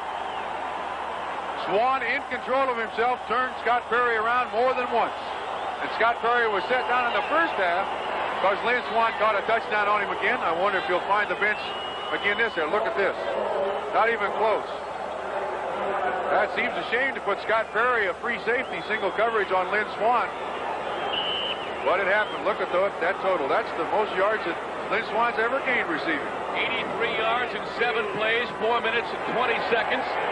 Steelers, Matt Barr trying to make it 31-17. And he does. So the Steelers have answered Kenny Anderson's touchdown pass to Isaac Curtis with one of their own. Bradshaw to Swann, 42 yards. Second time they've teamed up today. And the Steelers back on top by 14 points as you look at it once again. We'll return to Three Rivers Stadium in Pittsburgh with a kickoff in just a moment. The financial climate can change at a moment's notice. So you look for protection. Low-risk investments with a solid return. And we know where the best ones are. The experience we have in sheltering your assets is unmatched by any other investment firm. Merrill Lynch, a breed apart. Ladies and gentlemen, we challenged hotshot Jimmy Powell to play the Mattel Electronics basketball game. Jimmy doesn't know inside is a tiny thinking computer that plays like a whole team of pros. All right. All right. Jimmy's got the ball. The computer defends the bucket. He fakes left, dribbles right, shoots, blocked. Now, clock's running. He breaks inside. Powell scores. Mattel Electronics pocket basketball with the built-in computer. Who's in there? NBC Sports World salutes the champions of '79. It's been a memorable year, and we'll review the many magic moments with an exciting look at the year's major events on Sports Year '79. A salute to the champions, Saturday, December 22nd. Lynn Swann on the left and Bradshaw on the right. We mentioned a moment ago that Terry was limping coming out of the huddle, and they worked on it after that. Why is Mr. Perry in single coverage on Swann, Bob? You got me. All I can tell you is a couple of weeks ago, the defensive backs of the Cincinnati Bengals were somewhat critical of the coaches calling single coverage when they had so many new guys back there. I don't understand why myself. At the 25-yard line, one of the up men made the catch. It was Howie Koenig who had a touchdown with a fumble recovery in the first Pittsburgh-Cincinnati game of the year. And he brings it back to shy of the 30. NBC Sports, well, we got the best of bowl games. Beginning Christmas Day, it's the Fiesta Bowl, Tempe, Arizona. The Pitt Panthers against Arizona. And New Year's Day, the Buckeyes of Ohio State take on Charles White and the USC Trojans. That's the granddaddy of them all, the Rose Bowl. Then the undefeated Florida State Seminoles. They love to throw the ball against Billy Sims in Oklahoma in the Orange Bowl. All right here on NBC. Pete Johnson. Robin Cole beats him head on, but he bounces off that tackle, and then he got some help. That's an understatement. The rest of them got there. Yes. Wow, that's a load. 259, stopping a running back on a sweep when he's got 10 or 11 strides of movement going for him. That was an excellent tackle by Cole. He had a loss of 2, in fact, on the play, and you look again, Jack Lambert fighting off the block in the center there of Dave Lapham, the center. And the Steeler crowd has come alive here. They want the defense to do the job.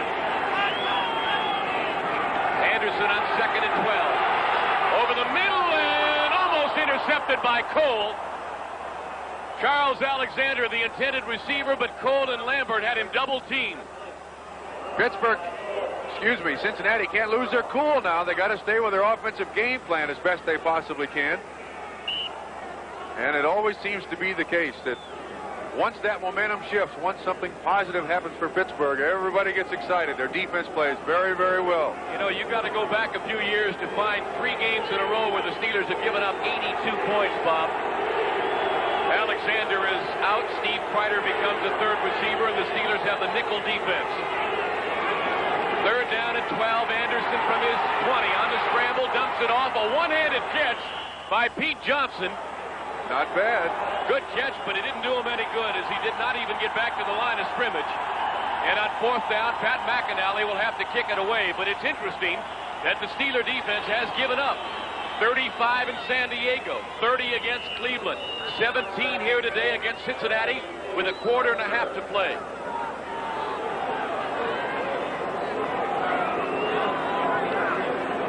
T-Bell standing back at his 35-yard line, awaiting his punt from Pat McInally. And he booms it, driving Bell back to the 25 on the run.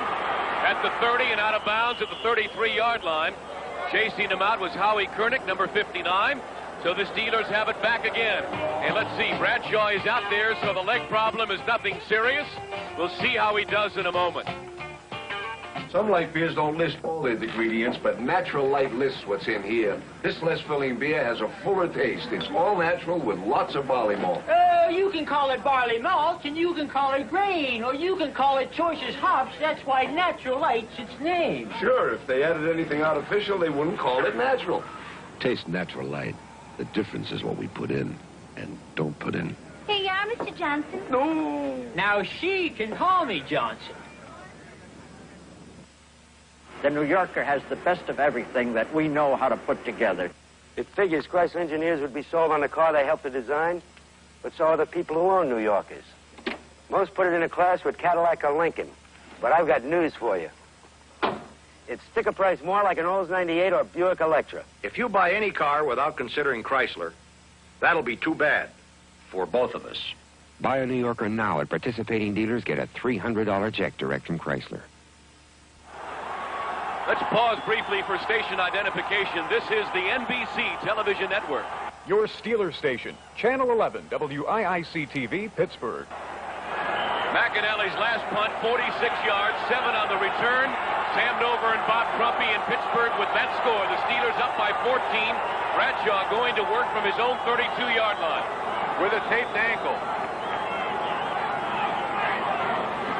Throws it downfield. Swann is all alone at the 45. And dragged down by Scott Perry. But Mr. Perry has his hands full today. College basketball is back and off to a flying start. Ray Meyer's DePaul team plays the powerful UCLA Bruins, a rematch of their '79 NCAA Western Regional Final, coming your way Saturday, 3:30 Eastern Time, December 15th on NBC. And our football producer today, George Finkel, will be there for that basketball game. And I imagine our director, Teddy Nathanson, will be in New York. Tell Ray Myers I said hello. Harris for a couple of yards as he crosses the 45 to the 47-yard line. LeClaire and Whitley combined to make the start. You know, the mismatch, or rather the matchup that we talked about in that Cincinnati-Pittsburgh game earlier this year, Bob, Whitley against Webster has not been much of a factor today, or at least one that we can note. Webster has won. You see the ability of Franco to look for the hole there and wait for the blocking to materialize and then get through it. He now needs 12 yards for 1,000. 12 yards for 1,000 in 7th season, which will tie him with Jim Brown, and he's doing it in 8 years. It took Jim Brown 9. And 14 yards will get Franco to the 4th on the all-time list as Rocky Blyer gets the first down to the 39-yard line. And now they start to use Mr. Harris as a decoy. I think the Bengals realize that they want to get him the record here today, and they got to be keying on Franco, but Rocky ran with it. Sure, absolutely. A little crossbuck, something about 40 years ago used to be very common in football. Blyer is one of those guys that no matter how many times you give it to him, he's going to give you 120%.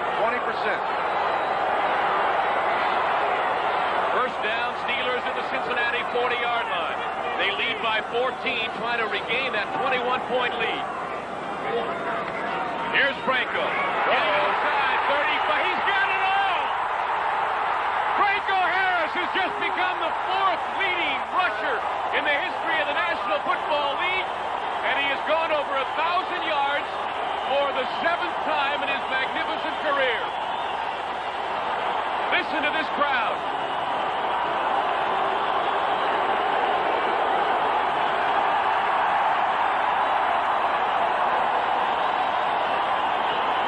And to think when he went to Penn State, he was a blocking back for Lydell Mitchell. Exactly what he was. And the ironical thing is that during that draft, the Steeler coaching staff couldn't decide whether to take Franco or Robert Newhouse. 16 carries, 87 yards. Number 32. So the drama has finally come to Three Rivers Stadium for Franco Harris, accepting the congratulations and in turn giving it to the people who have paved the way for his incredible record-setting performance. We'll return to Three Rivers with the Steelers leading by 14 and looking for more in just a moment. Beautiful picture. I didn't always fly my own plane home from the tour. Arnold Palmer, back again in Latrobe, Pennsylvania. I had to do a lot of driving on a lot of roads in my early years as a pro, so I didn't need car troubles. Well, I just remembered what I had learned from my dad about Pennzoil. And you know, since then, Pennzoil and I have been down a lot of roads together. Pennzoil, America's... Repeat again, has gone over 1,000 yards for the 7th time. He and Jim Brown are the only people who ever do that. He is the 4th leading rusher all time, passing Joe the Jet Perry, and ahead of him live, Jim Brown, O.J. Simpson, Jim Taylor. First and goal to go at the Cincinnati 5.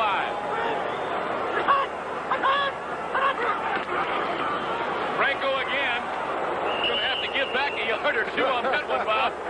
Sam, I think if I were a young man and I was going to start playing football, I'd ask for number 32 if I was a running back, because 3 of the 4 guys who have the top yardage in the NFL wore 32. O.J. Simpson, Jim Brown, and now Franco Harris. Rather impressive.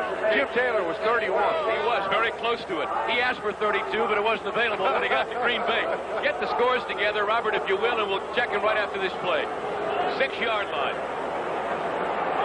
Swann and Stallworth are out. Steelers now with their blocking formation. Grossman and Peterson. Benny Cunningham. Bradshaw rolling right. Looking in the end zone. Everybody's covered. Throws it there, and it's dropped. Grossman had a hand on it, but good coverage by Scott Perry.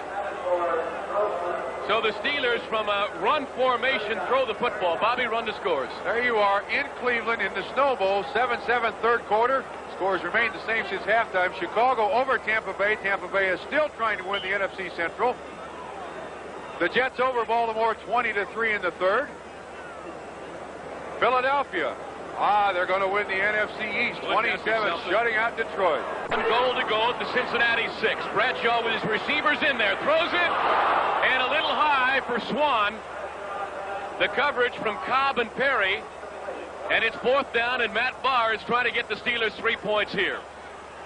Chuck Noll is not happy about that particular play. They had a 1st and goal at the 5. Watch this play from the end zone. The defense really has an advantage here when they're this close to the goal line because they don't have that much yardage to cover. Therefore, it's tough to get in, but Lynn Swann was open. Terry Bradshaw just threw it too hard. So Colquitt will spot the ball on the 13-yard line. This is a 23-yard field goal attempt by Matt Barr. Placement, the kick is up, and it is perfect. That young man has really come on strong. He has made good now on 9 of his last 10 field goal attempts. 68-yard drive and 9 plays. They get 3 points out of it. And I remind you that tonight on NBC, the world favorite movie and winner of 5 Academy Awards, Julie Andrews, Christopher Plummer, in The Sound of Music, followed by an exclusive look at legal clinics and a man who laughed himself to health on Primetime Sunday with Tom Snyder. Both of those gangbuster shows coming your way starting at 7 Eastern Time tonight here on NBC. Sam, some stats for you. Bradshaw, 14 of 21, 280 yards, and Lynn Swann has caught 5 passes for 191 yards. However, they did not get a touchdown in a touchdown situation. Well, they got excited about Franco gaining 1,000 yards. I think Coach Noll might label that a distraction. A distraction? A distraction from the business at hand. Of course, Franco deserved the plaudits, and Chuck Noll be the first to give it to him. But it did take away from the drive, and the Steelers having a great chance to get 7 out of it, end up with 3, and they lead it here 34-17 with exactly 2:10 to go in the third quarter. Harris on the sidelines. His Barr kicks it deep. Fielded there by Deacon Turner. 25, 30. And he pushes a couple of people across the 30-yard line. Zach Valentine, the rookie out of East Carolina, and Larry Anderson combined to make the stop as you see Franco pace the sidelines, knowing that he is now the 4th leading rusher of all time, and there are 3 folks ahead of him. I don't know if he'll play long enough to ever catch Jim Brown. I'm sure he will. I'm sure he will. He does so many things good, and of course, the offensive line of the Pittsburgh Steelers should each get a ball for the 1,000-yard seasons that Franco Harris has had. Still tied in the 4th in Cleveland. They have gone to the 4th quarter. Boy, that's a big football game, and what an amazing defensive struggle. Who would have thought? With Sykes passing and Campbell's running. Juggled, Alexander has it. 40, carries a man to the 45-yard line. Donnie Shell and Mel Blunt put him down, but a first down as Charles Alexander juggled but caught the football. Is it possible that Cleveland could have their 2nd straight overtime game? One here that went all but 9 seconds of the overtime period. Was it last year or 2 years ago? They called them the Cardiac Cardinals, a St. Louis ball club that seemed to go down to the final minute or so every game, and this year it's Cleveland. I think Cleveland has had 6 overtime games in the last 2 years. First down at the 45, and Anderson trying to bring his team right back again. Here's the draw to Alexander. It's 5, 6, maybe 7. Has moved him into Steeler territory again. Alexander coming your way in motion. Throws it out here, and it's almost intercepted. They got Cincinnati for illegal motion towards the line of scrimmage. Charles Alexander. Rookie mistake. Good eyes, Bob. A legal procedure against Cincinnati. Alexander starting toward the line of scrimmage before the snap. And let's see whether the Steelers elect to take the play or the penalty. If they decline it, it'll be 3rd down and 4. If they take it, of course, 2nd down and 9. Talking to Mr. Joe Green there. Here's referee Jim Tunney with the announcement. Well, it isn't Alexander at all. It was number 85, Isaac Curtis. And again, I apologize for the league's microphone that doesn't seem to be working today. And we also apologize for pointing the finger at Charles Alexander. Shame on us. Alexander comes out. Steve Kreider, 86, 3 wide receivers. Double wing formation with 1 setback. Quarterback keeper by Anderson. First down at the 35. The old quarterback draws. He took 1 step back and then tucked it in behind his center, Dave Lapham, and gained big yardage to the Steeler 34-yard line. Good call. What they did was that with the 3 wide receivers, you see Donnie Shell here with 3 wide receivers. Lambert has coverage on one of those backs out of the backfield. Shell trying to make the tackle. Mr. Anderson knows when to duck. Discretion, the better part of valor. Look for a line. Well, a total yard. And he can't get out of the grasp of 75 Joe Green. Banaszak had him originally. He got out of Banaszak's grasp, but Green was there to put him down. Banaszak was left with his shoe. Do you get a quarter sack for that? We'll give him a quarter. Okay. Once again from behind Joe Green. Look at the muscle he uses. And you see Banaszak and Joe Green. Banaszak gets the shoe. Green gets the sack. Doesn't seem fair. Is that 3 for them today, Yes, I believe you're right. 3rd sack gives them 4. And here is also... Cleveland now leads Houston 14-7 with the entire 4th quarter to play. 14-7 Browns. Down the turnpike here about 2 hours. Here's Anderson on 2nd and 12. The pressure's on. He gets away. 35, 30. And close to a first down as he reaches the 27-yard line. Anderson has scrambled very well with the football today, Bob. One of the things that he's done throughout his entire career, he's a very good runner. He's been injured seriously running the ball, but he's still got the nerve to do it. You'll see a good block here by Glenn Bujnak, knocking Dunn off of Anderson, and he picks up almost enough for a first down. It'll be 3rd down and about 1.5, and the Bengals continue to drive. And speaking, there it is, 21 all. The Redskins and Packers. 3rd first down for Johnson as he gets inside the 20. Just inside. Alexander in the backfield with Johnson. Anderson over the middle, and it's almost intercepted right in the hands of Lambert. Whoops. He disgustedly spikes the football. And if he had been able to hold on, it would have been his 7th of the year. He currently leads all linebackers in the AFC with 6 interceptions. Well, I'm not mistaken. Spiking the football like that is supposed to be a penalty. I don't think you're mistaken. But no flag is down, so he got away with it. Yeah, I noticed that. Anyway, Jack Lambert looks to George Perlis, the defensive genius of the Pittsburgh Steelers, for the 2nd down and 10. 34-17. The Steeler defense trying to buckle up here. Some pressure on Anderson. They got him, he got away, and they got him again. Banaszak back at the 25-yard line. Excellent pressure from the front 4. The 5th sack of the day for the Steelers, and it couldn't have come at a more opportune. Okay. 3rd down, big play here. Anderson throws it out to Johnson. 20, 15, down at the 12. He'll be 2 years. No Steeler assistant under Chuck Noll has ever gone on to a head job despite Noll's great success. Watch Pete Johnson here run against good heavyweight running up through the middle, and the Bengals are going for it. 4th down. The money's on Johnson. Anderson's going to throw it. Looks in the end zone, and nobody's there. Interference. They got the first down. It's going to be interference on Ron Johnson, and I think it's designed that way. Isaac Curtis and Johnson collided at about the 5-yard line, and there you see referee Jim Tunney's signal. It'll be an automatic first down. I wouldn't be a bit surprised if that's exactly the way the play is designed. Throw it whether he's open or not. Hope for contact within the first 5 yards. I think Chuck is complaining, too, that was probably a design play, and he was within the 5-yard limit. He was over 5 yards.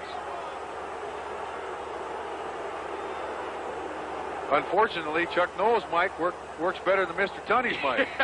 Maybe it's coming off Mr. Tunney's mic, and you have to speak from 10 yards away. You could have heard perhaps Noel hollering to referee Tunney. He wasn't 5 yards from the line of scrimmage. But when the ball is thrown, there can be no contact between defensive man and offensive receiver. First down and goal to goal at the 7-yard line of Pittsburgh. Here's Johnson to the 3. Johnson to about the 1.5. And then shoved back by Cole and Dunn and everybody else. The Steeler defense is not in. Ron Johnson covers in the end zone. The Steelers thwart the drive. How about that? How?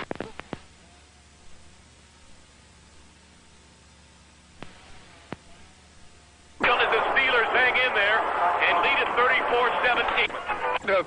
68 yards, 6 minutes and 30 seconds, and that's what it ends up as. Ron Johnson on the fumble recovery. Pittsburgh dodges a bullet. Here we go again. And for whatever it's worth, Johnson would not have gotten into the end zone on that carry, but Cincinnati still had a 4th down left. Yes, they did, and they would have gone, too, I'm assured of that. Give credit to Blunt and Lambert, who both helped to stand Johnson up at the 1-yard line, and one of them forced a fumble. Franco Harris for 3 yards. Mike Gumbel and Mike Adamman. 2nd down, 7. Bradshaw looking for more. Scrambles. Down he goes. Oh, he got away from it. Now he throws it to a man all alone. Blyer. First down at the 45. Bradshaw ducked under a double team back at the 10-yard line. He got away. Good presence by Bradshaw. Always been one of the strongest quarterbacks in the NFL. I'm not sure what that means. Keep the clock running, maybe, huh? Yeah, but Chuck Noll doesn't have control of that. You'll see the good pressure by Cincinnati, but he keeps a good presence and knows where everybody is. Rocky Blyer has kind of forgot 75. Wilson Whitley forgets him, and then he throws a kind of a fair catch pass up there, and Blyer's waiting for it. Just the reception. Marvin Cobb is a bit here. Sure, just as I say it, Bradshaw almost threw an interception. Burley got a hand on it as he deflected that away from the intended receiver out in the flat. They had set up the screen. Here's the score, first quarter. Ray Wersching, a 23-yard field goal. San Francisco leads the St. Louis Cardinals 3-0. Sam Terry Bradshaw has just gone over 300 yards in passing for the 3rd time this season. Last week was the 2nd time against Cleveland. And, of course, he threw for over 300 in Super Bowl 13 against Dallas, so technically in 1979 he's done it 4 times. 2nd down and 10 at the 45 of Pittsburgh. Whoops. That'll be offside Pittsburgh. Rocky Blyer, who does not make mistakes, they say. Jim LeClaire is the man who made the stop on the ball carrier, Franco Harris. They're hanging on for dear life. All they can hope for is for Miami to lose and New England to win. 3rd down and 8. Steelers with 3 wide receivers, Stallworth, Smith, and Swann. Whoops. Flags are down. Play. May have a free play to Stallworth, his first catch of the day. He fumbles the ball, but after the whistle, and if the play goes, it'll be a Steeler first down. And Stallworth has his first catch of the day. That makes 62 for John Stallworth in receptions. Burley offsides, declined by Pittsburgh. They'll take the play in the first down of the Cincinnati 39. Greg Landry has thrown a touchdown pass to Glenn Doughty, 15 yards. The Jets still lead it by 10, 27-17, New York over Baltimore.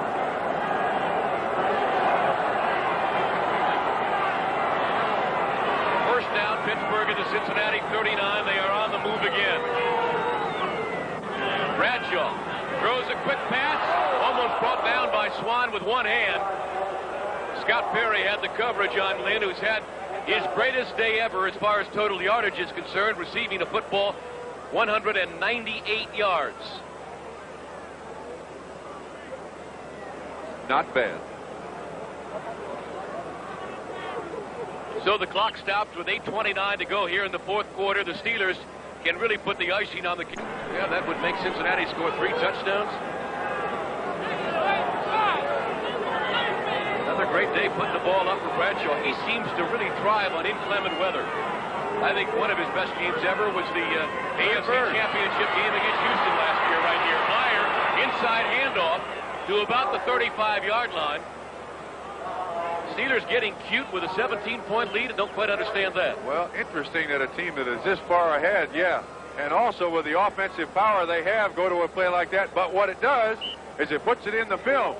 Next week they play Houston. Houston has to drop a defense to stop that. They got to watch for Rocky Bleier from the wing back running the reverse. When you're ahead by that many points, you can do that. I knew there was a reason, and I knew you knew why. I'm not sure that's it at all. 61 yards, 11 carries for Rocky Bleier today. It is 3rd down and 6 for Pittsburgh to keep the football at the Cincinnati 35.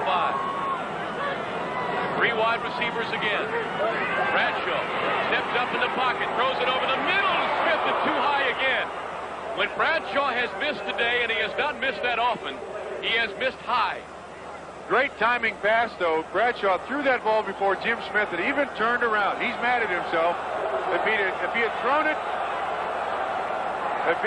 it just the right height, he would have caught it. Watch Bradshaw's reaction. Darn. So it's 4th down. What's he saying? Golly darn it. Golly darn it. Threw it too high. Holy cow. That's the extent of his language. Philadelphia has scored again, so has Detroit.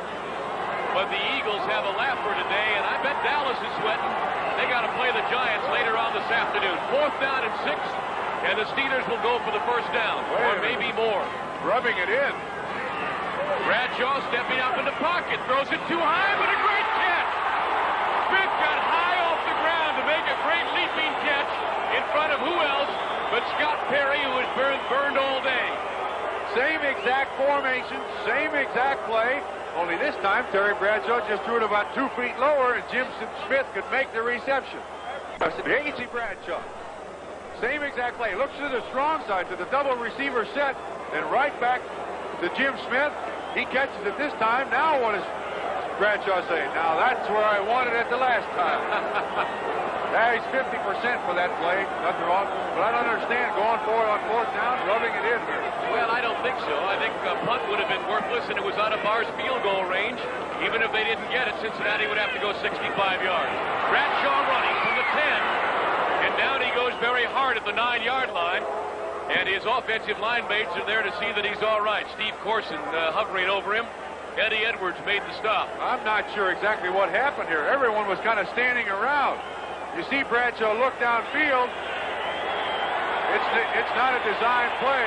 It's not a design play. That's a broken play. The big cheer went up when Sidney Thornton, number 38, came into the game, and Rocky Bleier came out. There you see Bleier next to Chuck Noll. And Sidney Thornton, who has been out the last 3 games with a sprained ankle, makes his first appearance, and this young man has had a great first half of the season for the Steelers. He wears number 38. Harris gets the call. No gain.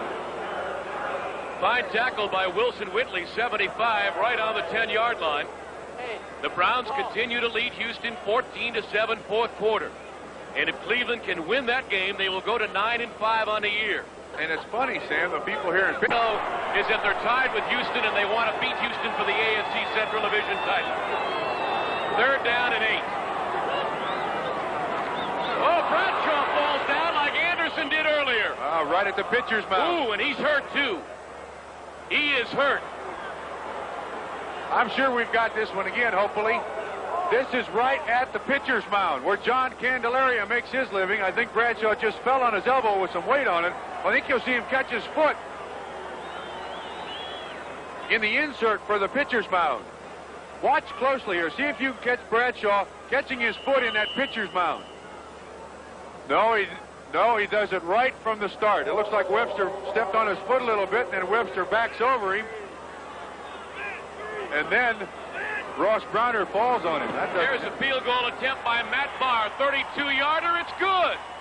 So Barr is 3 out of 3 today, 10 out of his last 11. And his daddy is sitting up somewhere here at Three Rivers enjoying it while Bradshaw suffers in pain on the sidelines. But the Steelers lead it by 20 points with 4:58 to play. Devastating blow to the Pittsburgh Steelers if he has hurt his wrist badly. Hopefully it's not so. He has had some marvelous recuperative powers over the years, so I'll tell you, I've seen him suffer some more serious injuries than that, Bob, and come back the next week. In fact, this year, they carried him off on a stretcher in the 2nd quarter at St. Louis. As you look at Mike Kruzik warming up on the sidelines, the backup quarterback, they carried him off on a stretcher with a twisted ankle, and he came back to start in the 3rd and 4th quarter and lead the Steelers to victory. Here's Here's a kickoff. Deacon Turner at the 9-yard line. To the 15, the 20, and out of bounds he goes at the 22-yard line. Dennis Winston, number 53, is the man who knocked him out. I guess a lot of people out there are wondering why, leading 34-17, you don't take your starting quarterback out earlier, Bob. Well, that's an obvious question. I'm not sure I understand why they left him in the football game. I mean, they're leading, at the time they were leading 34-17. If they're looking for total points within a division to settle a tiebreaker, maybe that's possible, but I don't think it has to go that far. But it is, somebody is going to ask Mr. Knoll exactly why Terry Bradshaw was in there. Well, I'll tell you one of the reasons that he leaves his first-team people in there, and I'll tell you right after this. First down for Kenny Anderson, down by 20 points. Throws it over the middle, and it's caught at the 42-yard line by Don Bass, number 84. And a first down for Cincinnati. Chuck Knoll has had a philosophy ever since 1973 when his team led San Diego 38-0 at the half, and he took all his first stringers out, and San Diego came back and scored 21 unanswered points.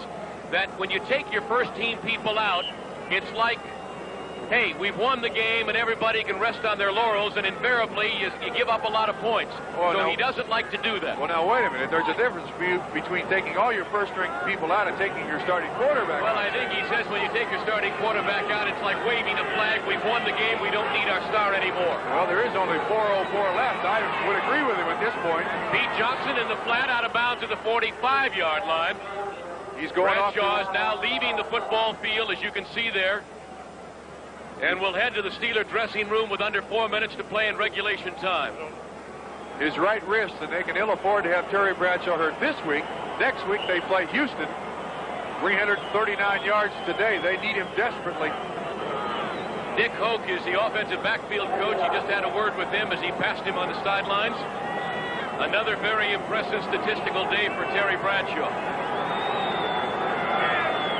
Second down and 7, Cincinnati. Here's Anderson. Passing on every down. Throws it over the middle, and it's almost caught by Johnson. Lauren Taves had the coverage, 51. As Bradshaw goes down the tunnel into the dressing room. Third down and 7 now.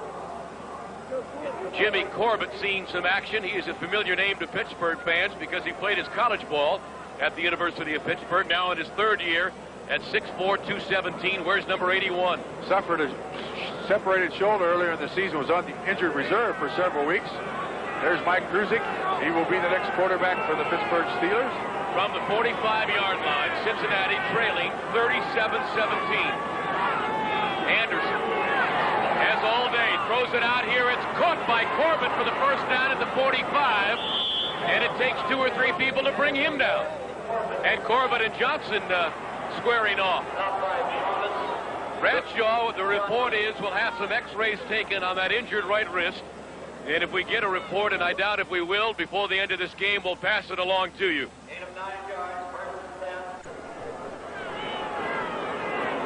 Steelers were favored in this game, Bob, by 14 points, so a Cincinnati score here would at least do some damage to what the original good catch out there, and then dropped at the 38-yard line. Kenny Anderson has thrown the ball quite well today and has been under some constant pressure. The New York Jets got a field goal from David Jacobs, 42 yards. Wasn't Tony Linhart kicking for the New York Jets for a while? Is that Mr. Irsay's friend, Robert Irsay, the guy who gave him a $10,000 raise, then cut him 3 days later? Fired him, huh? Second down and 10. The ball is at the 45 of Pittsburgh.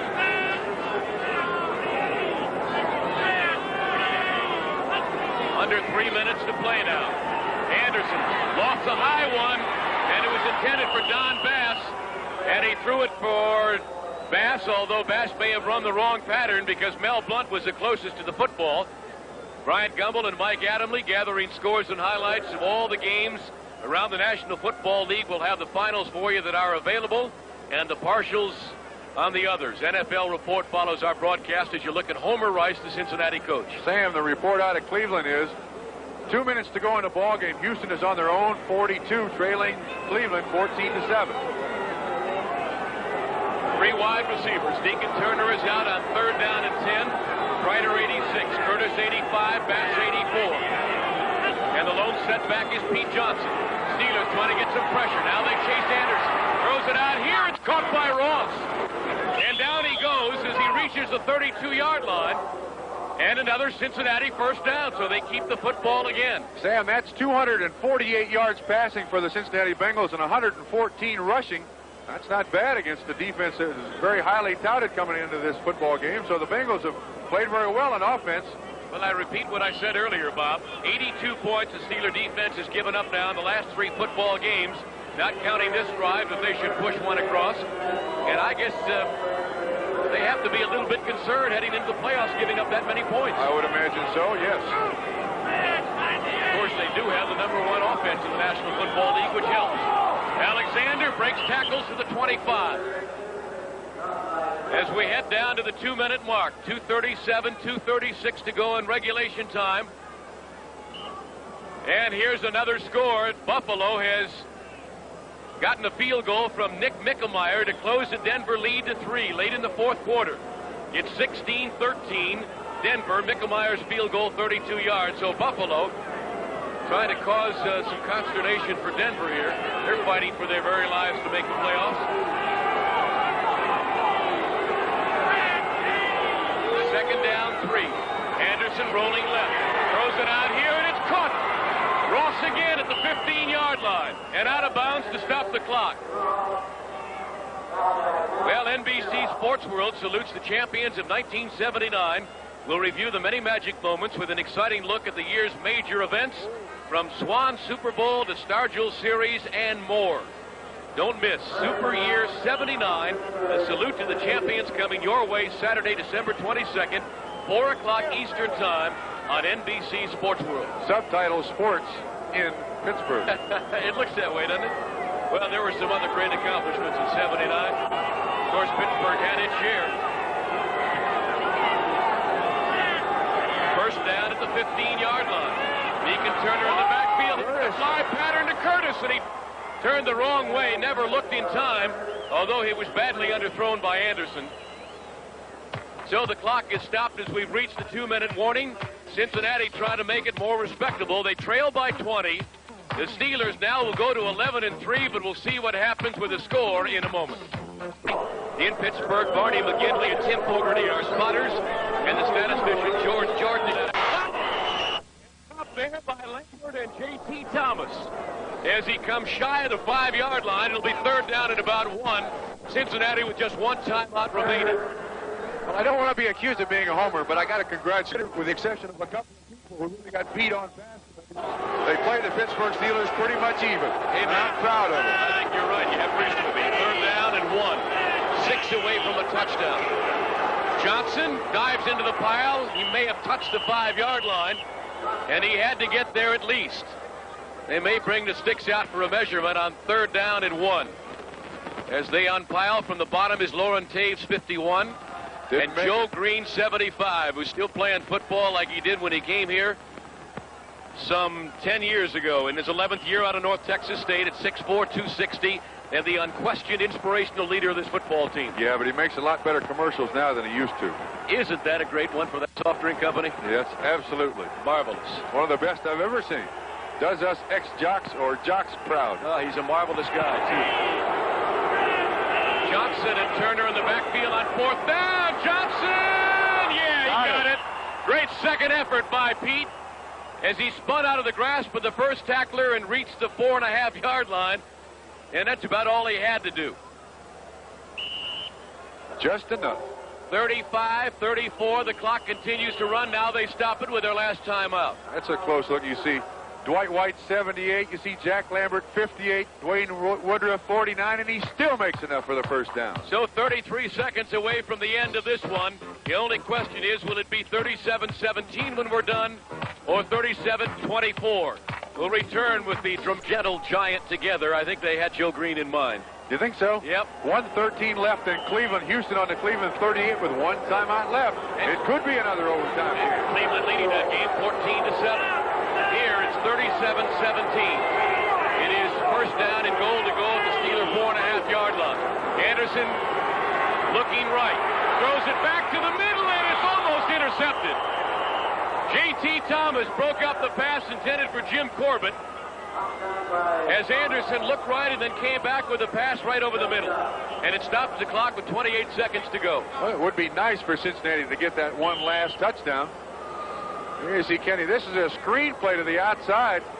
Unfortunately, they weren't allowed. They couldn't screen anybody. I think that pass was intended for Charles Alexander. I didn't realize Thomas had it in his grasp so easily there. Corbett did a good job, too. Okay, 41 seconds left. Houston on to Cleveland, 23. Moving. Again, Anderson looking in the end zone. Now will run. Now he throws, and it's no catch. No catch. They rule he trapped the ball. Great pickup. Don Bass thinks he caught the ball. Okay, we're giving you a report out of Cleveland. Cleveland has just recovered a Houston fumble with less than a minute to go. So it looks like Cleveland's going to pull it out. And what it does, too, is move Pittsburgh into undisputed possession of first place in the AFC Central Division. They'll be a game ahead of Houston. You'll see Don Bass catch this one like a first baseman. Good pickup, but it doesn't count. 22 seconds to play. The crowd screaming like it was for the winning touchdown. Anderson looks in the end zone. Now rolls, and they got him back at the 17-yard line.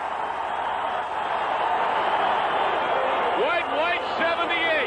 Steve Burnett 64 was the man who finally got him, but White had the excellent pressure on. 6th sack of the day for the Pittsburgh Steelers. And the crowd reacting to that Cleveland-Houston game, Bob. Which they shouldn't react to. They don't Cleveland's know. winning. They want Houston. They should have Houston win. Because then both Houston and Pittsburgh are assured of playoff spots. Here is your final play of the game. Offside against Pittsburgh. 4 seconds to go in the game. The play will come from the 11-yard line.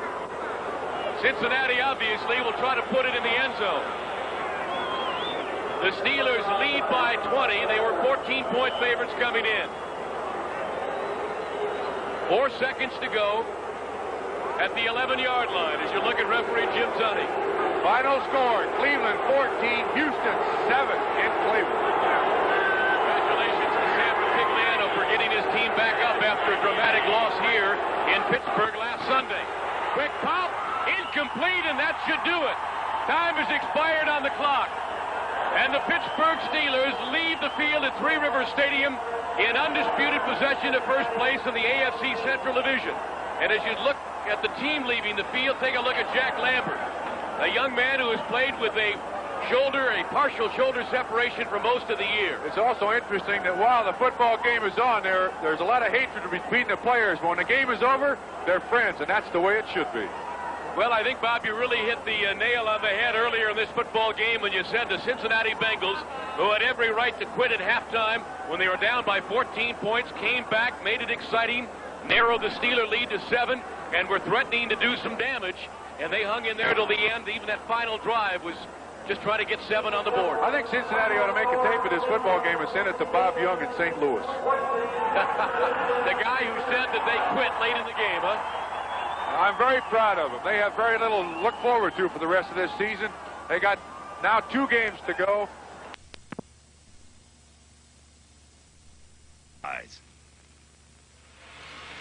Only 4 races into the 2002 season. Some of the heavy hitters are taking hits in the points.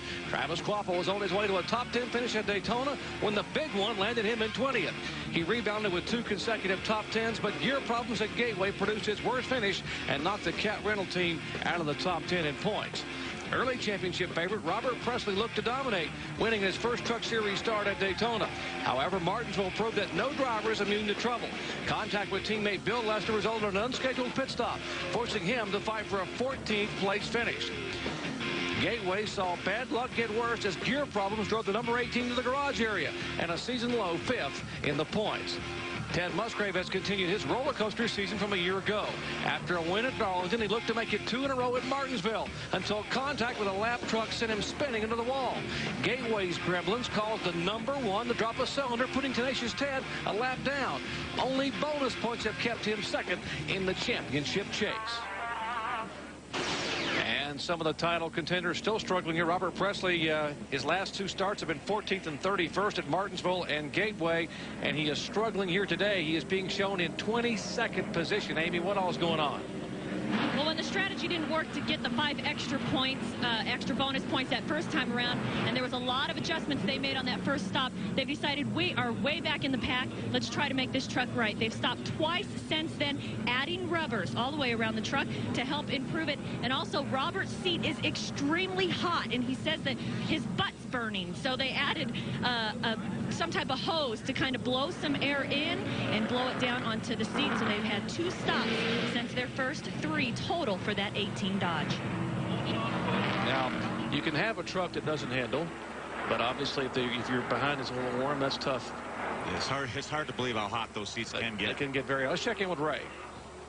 Well, Jerry, on lap 44, Dennis Setzer came to the pits because he was very, very loose. So they took a rubber out of the right rear, and he thought that was going to help him a good bit. But soon as we went back to green, he said it felt like they had a couple of tires coming down.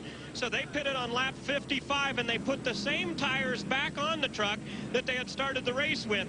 Now, he says the truck is still a little bit loose, but it's definitely better now. On that pit stop, they put 1 round in the left rear. So lots of adjustments going down here for many of these teams. A lot of the guys, of course, keeping their eye on the weather because they've set up these trucks for sunny conditions, and we've got a lot of overcast now, and it looks like it could possibly rain. So this track's been changing all day long, and that's got all these crew chiefs really scratching their head. Well, the sun, though, is shining on one team. Coy Gibbs, MB&A Chevrolet, currently sits 6th. Jackman Marcus Bonicelli, wife Barbara, proud parents of twin girls born on Tuesday. And Jonathan Sherman, who's his rear tire changer, doubles as a rear tire changer for Tony Stewart in the Home Depot Pontiac. They flew in this morning with Joe Gibbs, so they had that crew that were very busy late last night at Lowe's Motors.